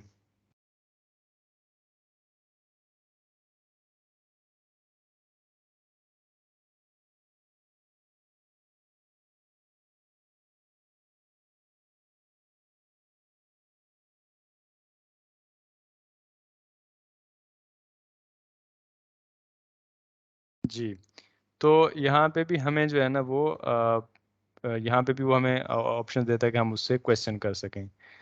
यहाँ पे कुछ फीचर्ड क्वेश्चन एंड आंसर हैं। ऐड अ क्वेश्चन, कोई अगर कोई कस्टम क्वेश्चन आप ऐड करना चाहते हैं तो वो यहाँ पे इंडोर्समेंट का ऑलरेडी आप लोगों को आइडिया होगा कि इंडोर्समेंट क्या होती है। कि अगर कोई आपका डाटा सेट है और कोई ऐसी एनालिटिक्स आपने प्रिपेयर किए तो आप चाहते हैं कि इस डाटा सेट को मैं इंडोर्स कर दूँ ताकि दूसरे जो रिपोर्ट ऑन ऑथर हैं वो इसको देख लें और इसके ऊपर कोई अपनी इंटेलिजेंस बिल्ड कर सकें। तो विद इन ऑर्गेनाइजेशन यहाँ पे अगर आप कोई रिपोर्ट देख रहे हैं और आप चाहते हैं कि उसकी कोई एक्सेस आपने मांगनी है किसी से, तो यहाँ पे आप उसकी एक्सेस, जिस बंदे ने आपको शेयर किया उसे आप उसकी एक्सेस मांग सकते हैं अगर आपने उसने आपको एक्सेस ऑलरेडी नहीं दी। तो ये जो large data set storage format है ये बेसिकली पावर बीआई प्रीमियम के लिए यूज़ होता है। अगेन पावर बीआई प्रीमियम के लिए ये जो डाटा सेट है वो 100 GB की जो फाइल है, 100 GB की फाइल आप सर्विस के ऊपर पुश कर सकते हैं। प्रो के अंदर आप 1 GB की, वैसे 10 GB होता है वर्क स्पेस की लिमिट, लेकिन आप 1 GB की जो फाइल है वो आप सर्विस के ऊपर मूव कर सकते हैं। सिंगल फाइल 1 GB से ज़्यादा नहीं कर सकते। अगर सिंगल फाइल का साइज़ 1 GB से बढ़ गया तो आप प्रो लाइसेंस के साथ सर्विस के ऊपर उसको मूव नहीं कर सकते, नहीं रख सकते, आपके स्केड्यूल रिफ्रेशेस फेल होना शुरू हो जाते हैं। लेकिन अगर आपका पावर बी प्रीमियम है तो प्रीमियम के लिए आप एक फाइल विद 100 GB साइज आप उसको रख सकते हैं। तो उसका अगेन डाटा सेट जो है ना आप उसको छोटे डाटा सेट्स में कन्वर्ट कर लेते हैं ताकि आपका जो डाटा है वो लार्ज डाटा सेट ना हो। यहाँ से अगर आपने कोई इमेज वगैरह ऐड करना है आपके डाटा सेट का तो यहाँ पे आप उसको अपलोड कर सकते हैं अपनी गैलरी से। अगर कोई आपने इमेज जो है ना वो उसको करना है, यहाँ पे मैं अप्लाई कर रहा हूँ, ये भी मैं इसको अप्लाई कर रहा हूँ एंड ये मेरे सारे स्केजुअल रिफ्रेशेस इसके ऊपर इनेबल्ड हो गए हैं। अब हम जाके देखते हैं कि जो मेरा रिफ्रेश हो रहा था उसका क्या बना। तो ऑलरेडी जो ऑन डिमांड मैंने चलाया हुआ था ये ऑलरेडी कंप्लीट हो चुका हुआ है। I think you guys are now well aware of कि हम किस तरह से इस रिपोर्ट के गेटवे को कर सकते हैं। अगर आप यही आपने कनेक्शन किसी क्लाउड बेस्ड फैसिलिटी के साथ, किसी क्लाउड बेस्ड डीडब्ल्यूएच के साथ बनाया होता तो आपको ये ज़रूरत नहीं थी कि आप डाटा गेटवे जो कनेक्शन है वो बनाएं। तो आप जस्ट क्रेडेंशियल्स देते और आप अपनी रिपोर्ट के ऊपर स्केड्यूल रिफ्रेश लगा देते। It is not necessary, it is not necessary for cloud services but it is necessary for on premises data sources. अब हमने एक रिपोर्ट पब्लिश की, हमने उस रिपोर्ट के अंदर स्केड्यूल रिफ्रेशेस ऑन किए, हमने गेटवे को कॉन्फ़िगर किया और इसमें एक और चीज़ है कि यहाँ पे आप न्यू रिपोर्ट यहाँ से भी क्रिएट कर सकते हैं। ठीक है, यहाँ पे वर्क स्पेस के अंदर आप पेजिनेटेड रिपोर्ट बना सकते हैं। अच्छा, पेजिनेटेड रिपोर्ट का और सिंपल रिपोर्ट का जो आइडिया है वो ये है कि पेजिनेटेड रिपोर्ट फॉर एग्जांपल मैं अगर आपको यहाँ पे दिखाऊं सेल्स रिपोर्ट के अंदर जाके, सेल्स रिपोर्ट के अंदर जैसे हमारे पास ये कुछ वो आ रहे हैं, अपने पास आइटम्स आ रहे हैं, प्रोडक्ट आ रहे हैं और उनकी सेल्स आ रही है। अगर मैं इसका फॉर एग्जांपल यहाँ पे मैं पावर पॉइंट या इसकी मैं पीडीएफ जनरेट करता हूँ, तो लेट्स से यहाँ से पावर पॉइंट या पीडीएफ, तो मेरे पास जो इसमें जो रिपोर्ट जनरेट होगी वो ओनली जो यहाँ पे डिस्प्ले में आ रही होंगी एंट्रीज वही मेरे पास जाएंगी पीडीएफ में या पावर पॉइंट में। लेकिन अगर मैं इसको पेजिनेटेड एज ए पेजिनेटेड रिपोर्ट बनाऊंगा जो कि अगेन प्रीमियम सर्विस के साथ, प्रीमियम लाइसेंस के साथ हम उसको डिप्लॉय कर सकते हैं, तो ये मेरे पास जितने भी आपके जो है ना एंट्रीज है, फॉर एग्जांपल ये 1000 है, 10,000, तो ये सारी की सारी सिंगल एंट्रीज ये पेजेस बढ़ा देगा, आपके जो प्रिंट देगा पीडीएफ निकाल के उसके पेजेस आपको बढ़ा के दे देगा। तो अगेन हम यहाँ से अगर आप देखें तो यहाँ से हम इसको फाइल को जो है ना इसकी कॉपी भी एक बना सकते हैं सर्विस के ऊपर। इस फाइल को हम डाउनलोड भी कर सकते हैं, मैनेज परमिशन यहाँ से भी कर सकते हैं, प्रिंट दिस पेज, इसको हम इम्बेड भी कर सकते हैं। अच्छा, बड़ा एक मज़े का फीचर है पावर बीआई ना, पावर बीआई को आप इम्बेड कर सकते हैं किसी दूसरी वेबसाइट के अंदर शेयर पॉइंट के थ्रू। ठीक है, आप इसको टीम्स के ऊपर शेयर भी कर सकते हैं। ठीक है, और बहुत सारे इसके आप इसको कहीं किसी वेबसाइट के अंदर जो है ना कर सकते हैं, डाउनलोड कर सकते हैं। सेम यही copy of power BI report और उसका डाटा सेट ये भी आपके पास डाउनलोड हो जाएगा। अगेन एक्सपोर्ट में जाके आप इसको एनालाइज इन एक्सेल के, अगर इस रिपोर्ट को आप एक्सेल में एनालाइज करना चाहते हैं वो आप कर सकते हैं। पावर पॉइंट के अंदर आप करेंगे embed an image, embed live data, और लाइव डाटा इम्बेड भी कर सकते हैं और इमेज भी। सिर्फ आपको इमेज पावर पॉइंट के अंदर जाएंगे, let's say embed an image, वो कहता है करंट वैल्यूज या default values only export current page. I am just selecting this कि मैं चाहता हूँ कि सिर्फ यही करंट पेज जाए एक्सपोर्ट में, या मैं इसको नहीं सिलेक्ट करता तो मेरे पास पूरी रिपोर्ट पावर पॉइंट में एक्सपोर्ट हो जाती है।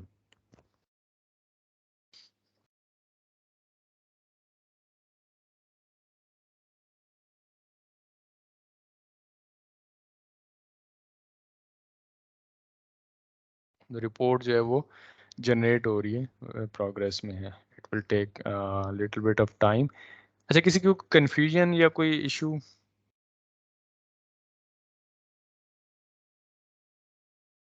ये मेरे पास रिपोर्ट आ गया, let me open it now. ये इस तरह की मुझे इसने रिपोर्ट जनरेट करके दे दी, जो सारे पेजेस थे वो सारे मेरे पास पावर पॉइंट में एज ए स्लाइड्स जो है ना वो बन गए हैं। अगर मैंने लेट से किसी को ब्रीफ करने हैं या, तो आपके पास स्लाइड्स जो है ना, इसकी ऑटो जनरेटेड स्लाइड्स जो है ना वो बन जाती हैं। आप सीनियर मैनेजमेंट को या किसी को जो है ना वो ब्रीफ भी कर सकते हैं। सिमिलरली अगर मैं इसको एक्सपोर्ट करूँ इन पीडीएफ, तो ये only current export current page भी कर सकता हूँ या सारे के सारे?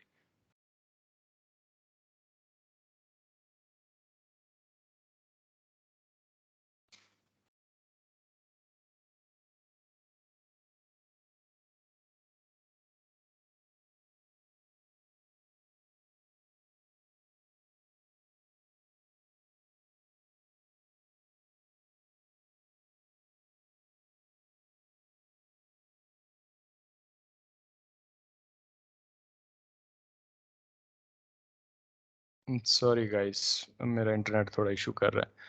अच्छा, यहाँ पे करंट वैल्यूज का होता है डिफॉल्ट वैल्यूज। करंट वैल्यूज का मतलब जो आपको पेज के ऊपर शो हो रही हैं, और डिफॉल्ट वैल्यूज के अगर इसके अंदर कुछ सब मैयर्स वगैरह यूज हुए हैं तो वो भी आपके एक्सपोर्ट हो जाते हैं। तो मैं सिर्फ इसको करंट वैल्यूज पे करूंगा और एक्सपोर्ट करूंगा, तो ये मुझे पीडीएफ में रिपोर्ट जनरेट करके दे देगा अगर मैंने पीडीएफ में किसी को भेजनी है।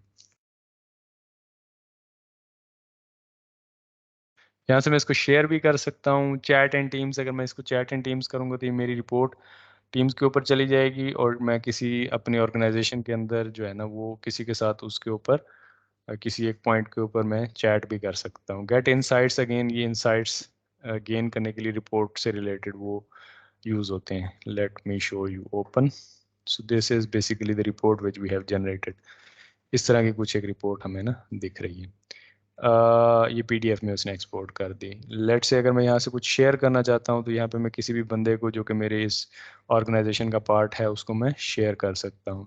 चैट एंड टीम्स करता हूँ तो it will ask me account, कि किस अकाउंट के ऊपर आपका टीम्स है, उसके साथ ये उसको कॉन्फ़िगर कर देगा। एंड देन उसके ऊपर हम इस रिपोर्ट के ऊपर जो एक ग्रुप बना के उसके अंदर अगर कोई डिस्कशन करनी है तो वो भी हम कर सकते हैं। हेलो।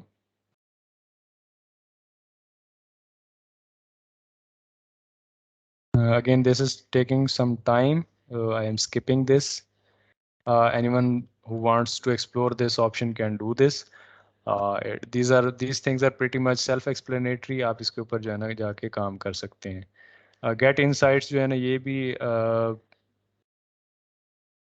I think ये उसकी limitation दे रहा है। Looks like you wanted to access a shared artifact.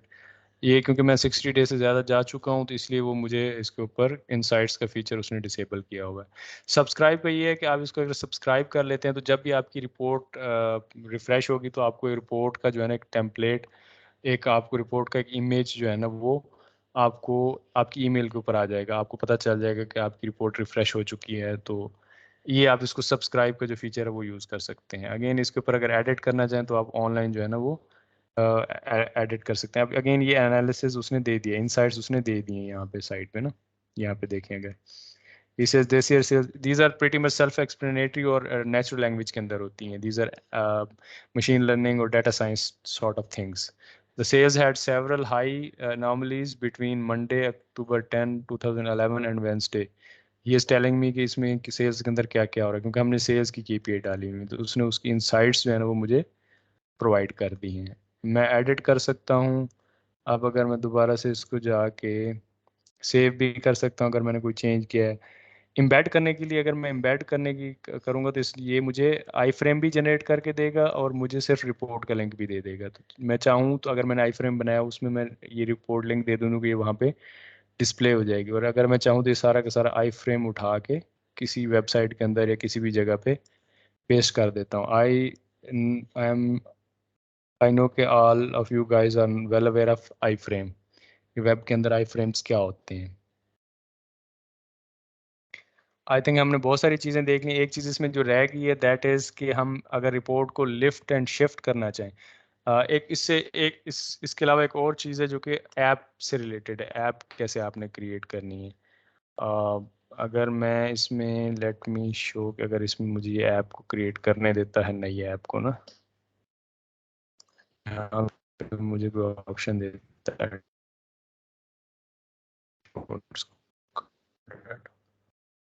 मैंने ऑलरेडी एक ऐप बनाई है, क्योंकि जो प्रोजेक्ट्स की पर्सनल ऑनर के राइट्स नहीं है, तो इसलिए वो मुझे यहाँ पे अपडेट ऐप्स के राइट्स दे रहा है, और वो प्रीवियस ऐप को डिलीट भी नहीं करने दे रहा। नहीं तो अगर आप जिस वर्क स्पेस में होंगे तो यहाँ पे आपको क्रिएट ऐप का ऑप्शन मिलेगा। ठीक है, आप उसको जब क्रिएट करेंगे तो आपको सेल्फ एक्सप्लेनेटरी चीज़ें वो आगे आपको लेता जाएगा, आपको नेक्स्ट नेक्स्ट कराता जाएगा, और उसमें आपको चीज़ें जो है ना आप उसमें ऐड कर सकते हैं। लाइक इस तरह से आएगा, यहाँ पे आप ऐप का नेम देंगे, यहाँ पे आप उसकी डिस्क्रिप्शन देंगे। लेट यहाँ पे अगर आप वो कहते हैं share where you can user can find help, let say अगर आपकी कोई डॉक्यूमेंटेशन है किसी वेबसाइट के ऊपर तो उसका लिंक आप यहाँ पेस्ट कर दें। यहाँ पे ऐप का लोगो है, उसका मैंने थीम कलर सेलेक्ट किया है।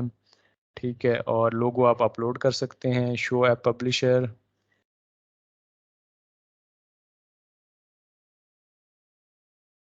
ये है कॉन्टैक्ट इन्फॉर्मेशन क्या है। शो ऐप पब्लिशर को वो दिखाएगा कौन ऐप पब्लिशर कौन है इसका।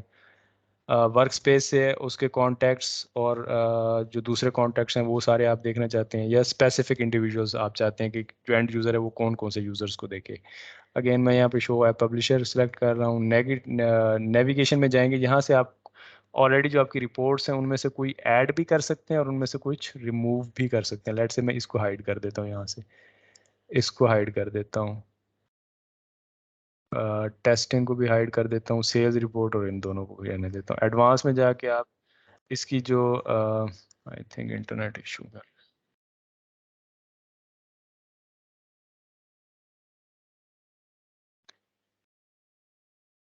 अच्छा, यहाँ पे एडवांस में जाके मैं इसकी जो विड्थ है वो सारी कि कितनी वाइड हो, मीडियम हो, वाइड हो या स्मॉल हो, वो मैं सेलेक्ट कर सकता हूँ।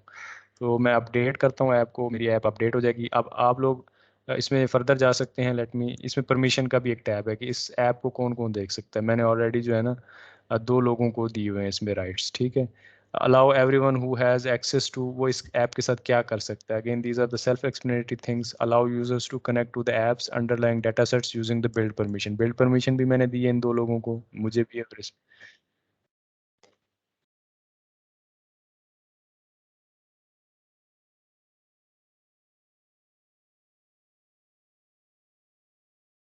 Sorry guys my internet causing issue.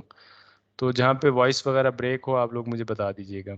ठीक है, और यहाँ पे allow users to share app, आप ऐप को यूज़र को जो एंड यूजर्स हैं उनको एक्सेस दे सकते हैं कि वो आगे किसी और के साथ शेयर कर सकते हैं। इंस्टॉल दिस ऐप ऑटोमेटिकली, जिसके साथ शेयर करेंगे उसके पास ये ऑटोमेटिकली इंस्टॉल हो जाएगी। ये उसका ऐप का लिंक जनरेट हो गया, और ये रिपोर्ट्स के लिंक्स हैं कि कौन कौन सी रिपोर्ट्स इसमें यूज़ हो रही हैं। अपडेट ऐप करता हूँ तो ये मेरी ऐप को अपडेट कर देगा।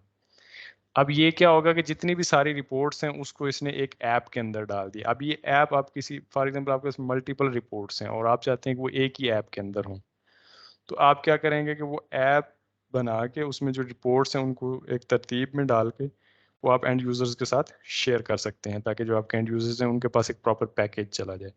और फॉर एग्जांपल वो अपनी आप उसके साथ शेयर करते हैं, वो अपने मोबाइल पे खोलता है तो उसके मोबाइल के ऊपर एक ऐप जो है ना, जिस जो मैंने यहाँ पे न्यू ऐप के नाम से बनाई हुई है, तो उसके पास एक न्यू ऐप के नाम से एक ऐप जो है ना वो वो हो जाएगी, डाउनलोड हो जाएगी, इंस्टॉल हो जाएगी। तो he will always open that app. उस ऐप में आपकी रिपोर्ट्स होंगी जो कि ऑलरेडी रिफ्रेश हो रही होंगी, प्रॉपर डाटा की पेज प्रॉपर एक फॉर्मेट होगा, तो वो उस ऐप को खोलेगा और अपना डाटा जो है ना वो उसमें देख सकता है। I think my internet is causing some issues, internet is slow. मेरी वॉइस तो ब्रेक नहीं हो रही? नहीं नहीं, we can hear you properly.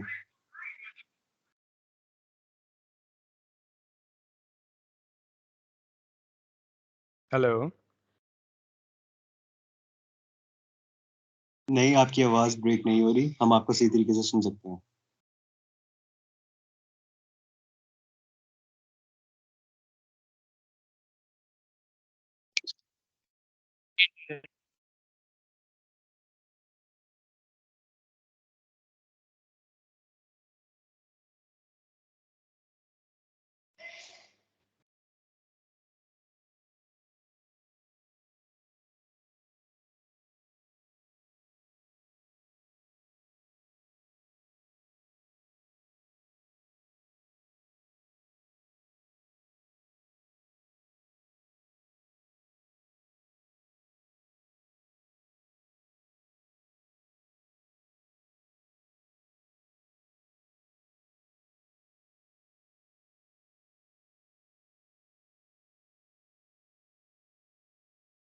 Am I audible?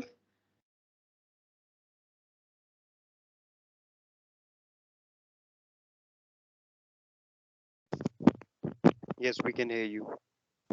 Sorry, my internet is causing some issues. Uh, हम अपनी ऐप को अपडेट करते हैं और ऐप गो टू ऐप में चले जाते हैं।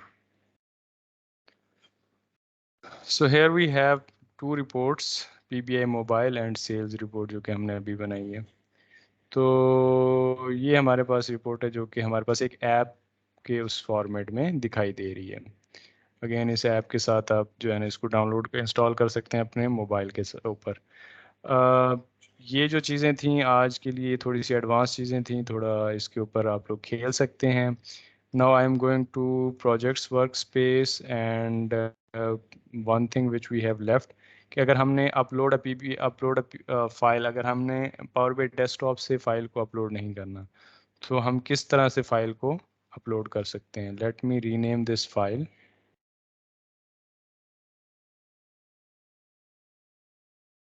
Rename it sales report new. I'm going to the service. Here we have multiple options, like we can learn how to import files. Local file हम उठा सकते हैं OneDrive business से, SharePoint team से, OneDrive project से। I am picking this file from local sales report new.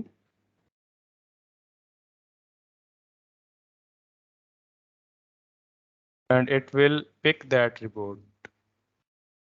ये report उसने उठा ली और इस रिपोर्ट का जो ये इसकी रिपोर्ट है और उसका डाटा सेट दोनों। अगेन इसको मैं कॉन्फ़िगर कर सकता हूँ, इसके स्केड्यूल रिफ्रेश कर सकता हूँ, ETC जो भी आप जो भी आप एक नॉर्मल रिपोर्ट के साथ काम करते हैं सिंपल, ये सिर्फ आप उसको पिक कर लेते हैं किसी भी ऑनलाइन प्लेटफॉर्म या आपकी ऑन प्रेमिसेस रिसोर्स के ऊपर से। तो ऐप का अगेन ये मैंने ऑलरेडी बनाई हुई थी, मुझे राइट्स नहीं है, मैं आपको न्यू क्रिएट करके यहाँ पे नहीं दिखा सकता था। यहाँ पे आपके पास डाटा फ्लोज होते हैं, डाटा सेट्स आपके जो मल्टीपल जो डाटा सेट्स आपने बनाए हुए हैं, लाइक माय ऑर्गेनाइजेशंस के कौन कौन से डाटा सेट्स हैं। Let me show you once. Files database यहाँ पे आप क्रिएट कर सकते हैं, ठीक है।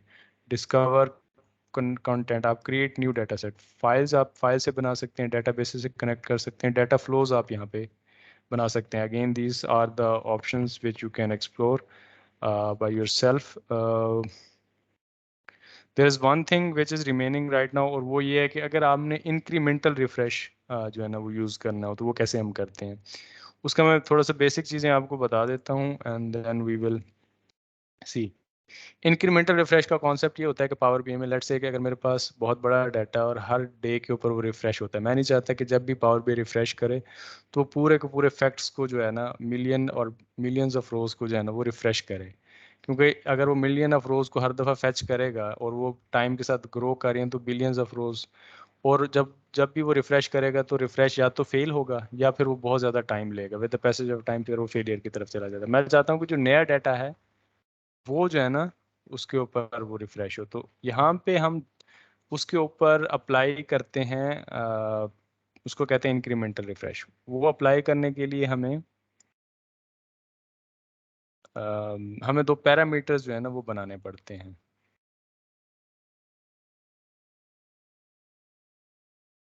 Let me show you how.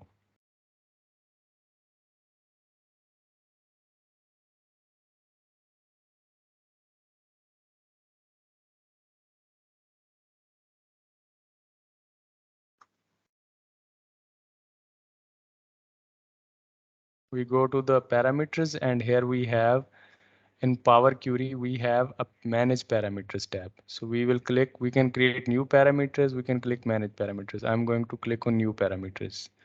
किसी भी एक टेबल के ऊपर आप क्लिक करेंगे और वहाँ पे आप इसको पैरामीटर्स जो है ना वो डिफाइन कर लेंगे। यहाँ पे आप कहेंगे रेंज स्टार्ट, और रेंज स्टार्ट आप डेट टाइम का बनाएंगे parameter. any value, let's say let me select 2000।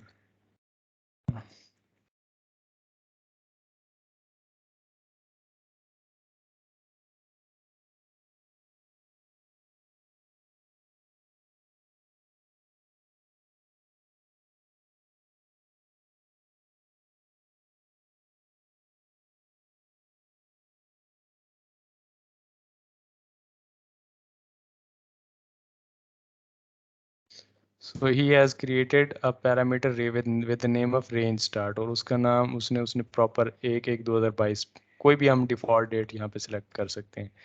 We will create another parameter जिसका नाम होगा रेंज एंड, और ये भी हम डेट टाइम का क्रिएट कर लेंगे। एनी वैल्यू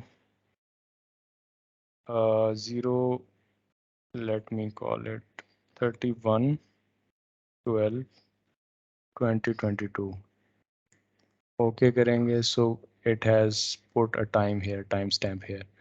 तो अगर हम मैनेज पैरामीटर्स करते हैं, यहाँ पे हमारे पास दो पैरामीटर्स हैं, रेंज स्टार्ट, रेंज एंड, जो कि डेट टाइम टाइप के हैं।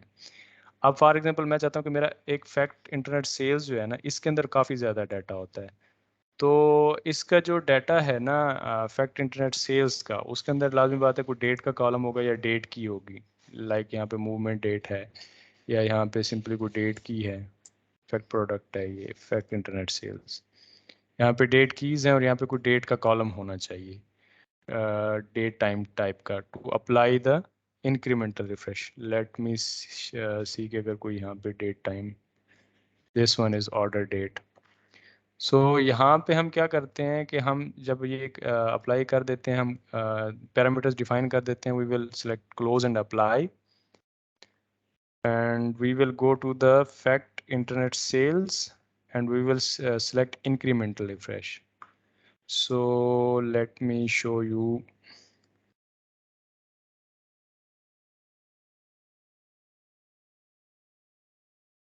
Okay, it is due to the data type mismatch. Let me change the data type.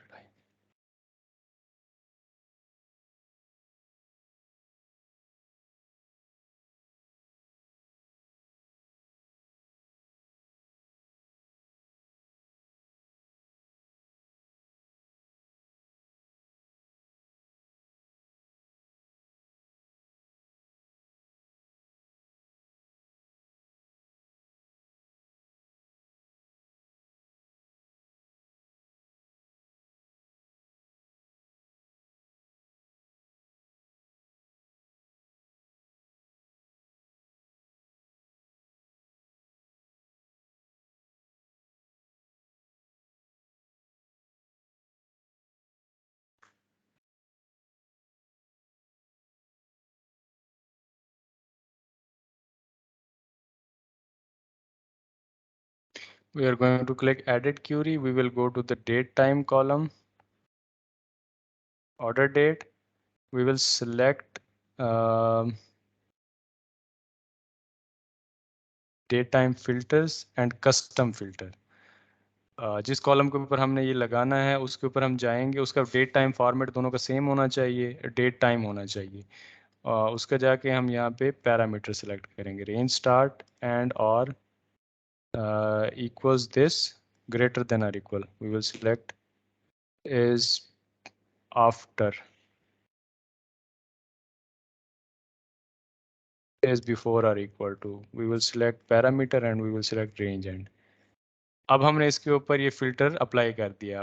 हम डेट्स के ऊपर ज़्यादा फोकस नहीं करते कि कौन सी डेट रेंज स्टार्ट में कौन सी आ रही है और कौन सी एंड आ रही है, कौन सी एंड डेट आ रही है। आप कोई सी भी डेट यहाँ पे पेस्ट कर सकते हैं, इसका कोई वो नहीं है, क्योंकि ये इनकी जो वैल्यूज़ हैं वो ओवरराइड हो जाती हैं बाद में। तो हमने जस्ट सिंपली दो पैरामीटर्स सेलेक्ट किए, वो हमने उनके ऊपर जिस टेबल के ऊपर हमने अप्लाई करना था इंक्रीमेंटल रिफ्रेश, उसके ऊपर जाके हमने कस्टम फिल्टर सेलेक्ट करके रेंज स्टार्ट पैरामीटर्स के थ्रू रेंज स्टार्ट और रेंज एंड सेलेक्ट कर लिया। Now it let it apply the changes. एक दो जब चेंजेस अप्लाई हो जाएंगे तो फिर हम इसके ऊपर जाके इंक्रीमेंटल रिफ्रेश इनेबल कर देंगे। जिस टेबल के ऊपर हमने इंक्रीमेंटल रिफ्रेश इनेबल करना है उसके ऊपर आपका जो है ना डेट टाइम का कॉलम होना चाहिए। जिस हमने हमारा जो पैरामीटर है वो भी डेट टाइम टाइप का होना चाहिए, और उसके अंदर वैल्यू कुछ भी हो सकती है, वो बाद में ओवरराइड हो जाती है। लेट्स सी कि वो किस तरह से होती है, एक दफ़ा ये चेंजेस अप्लाई हो जाए।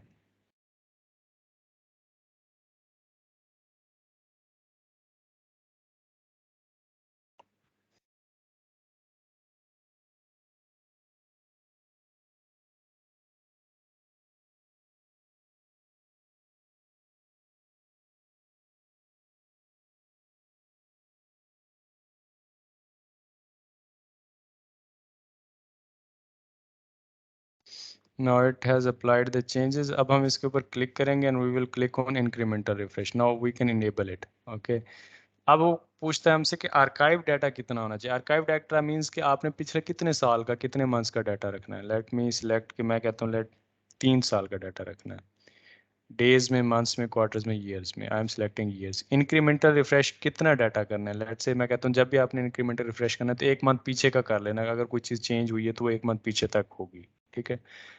और जो करंट है, क्योंकि अगर आप देखें कि 2 साल का या 3 साल का डाटा और हर दफ़ा 2 साल 3 साल का डाटा आपने पुल करना है तो इट विल टेक टाइम। तो मैं कहता हूँ उसको नहीं, आपने 1 मंथ पीछे तक रिफ्रेश करना है डाटा हर दफ़ा जब आप रिफ्रेश करेंगे, और जो करंट डाटा है वो वाला।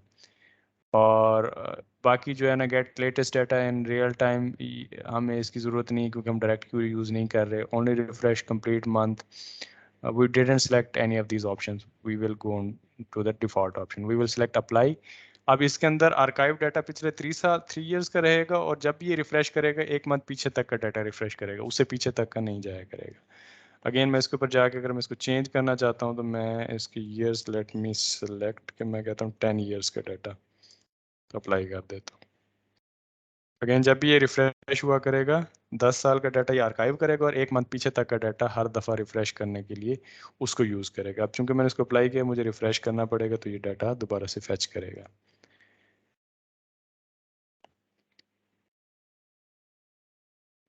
तो ये आज तक का जो सेशन था उसमें सारी ये चीज़ें थी। आपको इंक्रीमेंटल रिफ्रेश बताया, आपको पावर बी गेटवेज कॉन्फ़िगर करके उसका सिखाया, थोड़ा बहुत आपको ये बताया था। Again there are some limitations in data, I don't know everything about model. आप इसको देख सकते हैं मज़ीद के कंपैरिजन कैसे आपने बनाने, ईयर ओवर ईयर का, मंथ ओवर मंथ का, वीक ओवर वीक का, ठीक है, दिस वीक का प्रीवियस वीक के साथ, दिस मंथ का प्रीवियस मंथ के साथ, और all of these things you can do.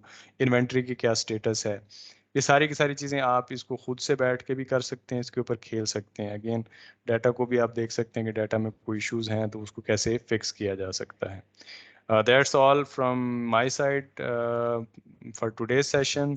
If you guys have any one of you guys have any question तो आप पूछ सकते हैं एंड वी विल आंसर। जी सर, मुझे एक क्वेश्चन है कि ये जो हम लोग डाटा के साथ प्ले कर रहे हैं, ये रन टाइम डाटा को तो एक्सेस नहीं करता पावर बीआई, ये रन टाइम को भी करता है ये? देखें DWH हमने कहा था कि that is basically a data which is refreshed on day-1। हमारे पास ETL है ना, ETL एक चल रही होती है, सिमिलरली स्केड्यूल रिफ्रेशेस इसके भी चल रहे होते हैं। तो इन दोनों के बीच में आप समझ लें अगर ETL का आपका मिनिमम 3 घंटे का गैप है, तो आपका जो OLTP है उसके साथ ETL का 3 घंटे का गैप, फिर आप समझ लें 2 या 3 घंटे इसका गैप है DWH से। अब दो डिफरेंट पुल हो रहे हैं, एक OLTP से OLAP के अंदर डाटा मॉडल होके आ रहा है, फिर उस मॉडल से आगे फिर आपका पावर BI उसको फैच कर रहा है। तो there is a time delay, इसलिए हम कहते हैं कि जब भी हम पावर BI में रिपोर्ट्स देते हैं तो मिनिमम हम day-1 रखते हैं। लाइव स्ट्रीमिंग डाटा अभी पावर BI ने वो भी फीचर भी आपको दिया है जो कि यहाँ पे हम देख रहे थे। Again that is streaming data set, ये एक न्यू कॉन्सेप्ट है स्ट्रीमिंग डाटा सेट, अगर किसी का कोई इंटरेस्ट हो तो वो देख सकता है। कुछ ऐसे डाटा सेट्स जो कि आप लाइव देखना चाहते हैं, लाइक आप OLTP के ऊपर से ही डाटा को मॉडल करके, लेकिन ये लाइट वेट डाटा होना चाहिए। आप मतलब अगर आपने इंटेंसिव क्यूरीज चलानी है और इंटेंसिव रिपोर्टिंग करनी है, वो आप अगेन स्ट्रीमिंग डाटा सेट के ऊपर नहीं कर सकते, ठीक है। लेकिन आप कुछ ऐसा डाटा है जो कि आप चाहते हैं कि वो करंट रियल टाइम सिस्टम के साथ थोड़ा चलता रहे, तो वो आप इन स्ट्रीमिंग डाटा सेट्स को यूज़ कर सकते हैं। अगेन अगर आप DWH से करेंगे तो वो आपका स्केड्यूल रिफ्रेश डेफिनेटली, अगर वो प्रो है तो वो आप दिन में 8 दफ़ा कर सकते हैं। अब वो कौन सा टाइम आपको सूट करता है, ऑर्गेनाइजेशन को सूट करता है, वो आपके ऊपर है, आप किस टाइम पे लगाते हैं। तो वो डिलेज तो आते हैं, आप कभी भी OLTP वाला जो करंट डाटा है वो नहीं देख सकते। आप 3, 4, 5 आवर्स या day-1 के ऊपर डाटा देख रहे होते हैं, because we can not connect direct to the OLTP। ये हम सारी चीज़ें ऑलरेडी पढ़ चुके हैं। अगर आप उस OLTP के साथ कनेक्ट करेंगे, पावर BI की क्यूरीज कम्प्लेक्स होती हैं, रिपोर्टिंग की क्यूरीज कम्प्लेक्स होती हैं, and they will cause issues with those systems, those CRUD systems. Again Umar भाई कॉल में हैं, आज अदील भाई कॉल में नहीं। उमर भाई आप कुछ अपना फीडबैक इसमें शेयर करना चाहें? बिल्कुल, I was just going through the chat. मैंने एक मैसेज थोड़े से पढ़े थे। People were asking about if when they have any sort of you could say exercises जिसको वो कर सकें, practice कर सकें, hands on ले सकें। So do you have any particular exercises, any particular courses, any particular resources in mind जिनको हमारे candidates use करके जो है hands on ले सकें? जी अच्छा अदील भाई, ये जो पोर्शन है ना जो हम ये शेयर करने वाले, ये हमारा मेरे अदील भाई से सॉरी उमर भाई, ये मेरे अदील भाई से ऑलरेडी डिस्कस हो चुकी है। ही सेज कि मंडे को एक सेशन होगा जिसमें हम OLTP से रिलेटेड और मैं जो है रिपोर्टिंग से रिलेटेड, ये सारा हम दोनों का सेशन होगा, जिसमें हम इनको कोर्सेज वगैरह, मटेरियल वगैरह अगेन कुछ अगर देना है, जो भी हम इनको बेस्ट जो चीज़ें हैं वो इनको दे देंगे ताकि ये हैंड्स ऑन हो सकें। चीज़ें मैं अगेन मैं अपनी साइड की मैं बना लूँगा, आप अपनी साइड की बना लेंगे। अभी रन टाइम के ऊपर मेरे पास कुछ चीज़ें हैं मैं बता सकता हूँ, लेकिन अगेन फिर वो नेक्स्ट सेशन जब होगा तो आई थिंक उसमें डिस्कस हो जाए तो ज़्यादा बेटर है। सर मेरा एक ठीक हो क्वेश्चन, गया, ठीक हो गया। Sorry, Alian, you could continue with your question a bit. Just let me add something here.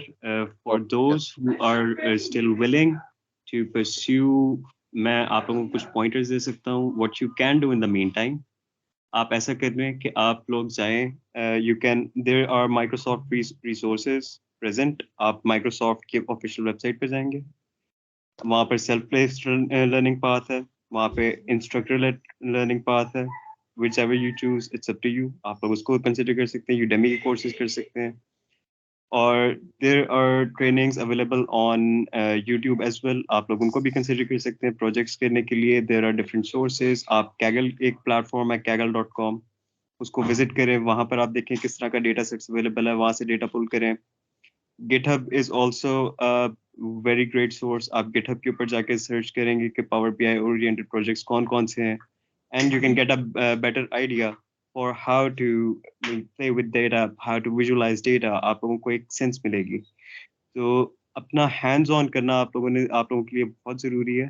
Don't forget to, stop doing hands on exercises. अच्छा उमर भाई, आज वो एक्स उसकी जो अटेंडेंस शीट है वो भी शेयर नहीं हुई, काइंडली वो ज़रा देख लें। जो अफरा वाली है, ये वाली, बिल्कुल आप इसको काइंडली एक दफ़ा शेयर कर दीजिए दोबारा से। पीपल्स आर सेइंग कि वो अपलोड नहीं हो रही, मेरे ओके पास ओके, तो हो आप गई। इसको एक दफ़ा इसको आप दोबारा से इसी लिंक को रीशेयर कर दीजिए. This is actually the link that would be used for attendance.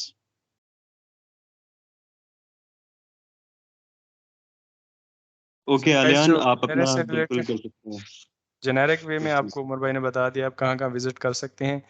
Particularly हम ये चीज़ें डिस्कस कर लेंगे नेक्स्ट सेशन में इंशाल्लाह. आपको हैंड्स ऑन मटेरियल भी मिल जाएगा. आपको बात ऑलरेडी हम बता चुके हैं.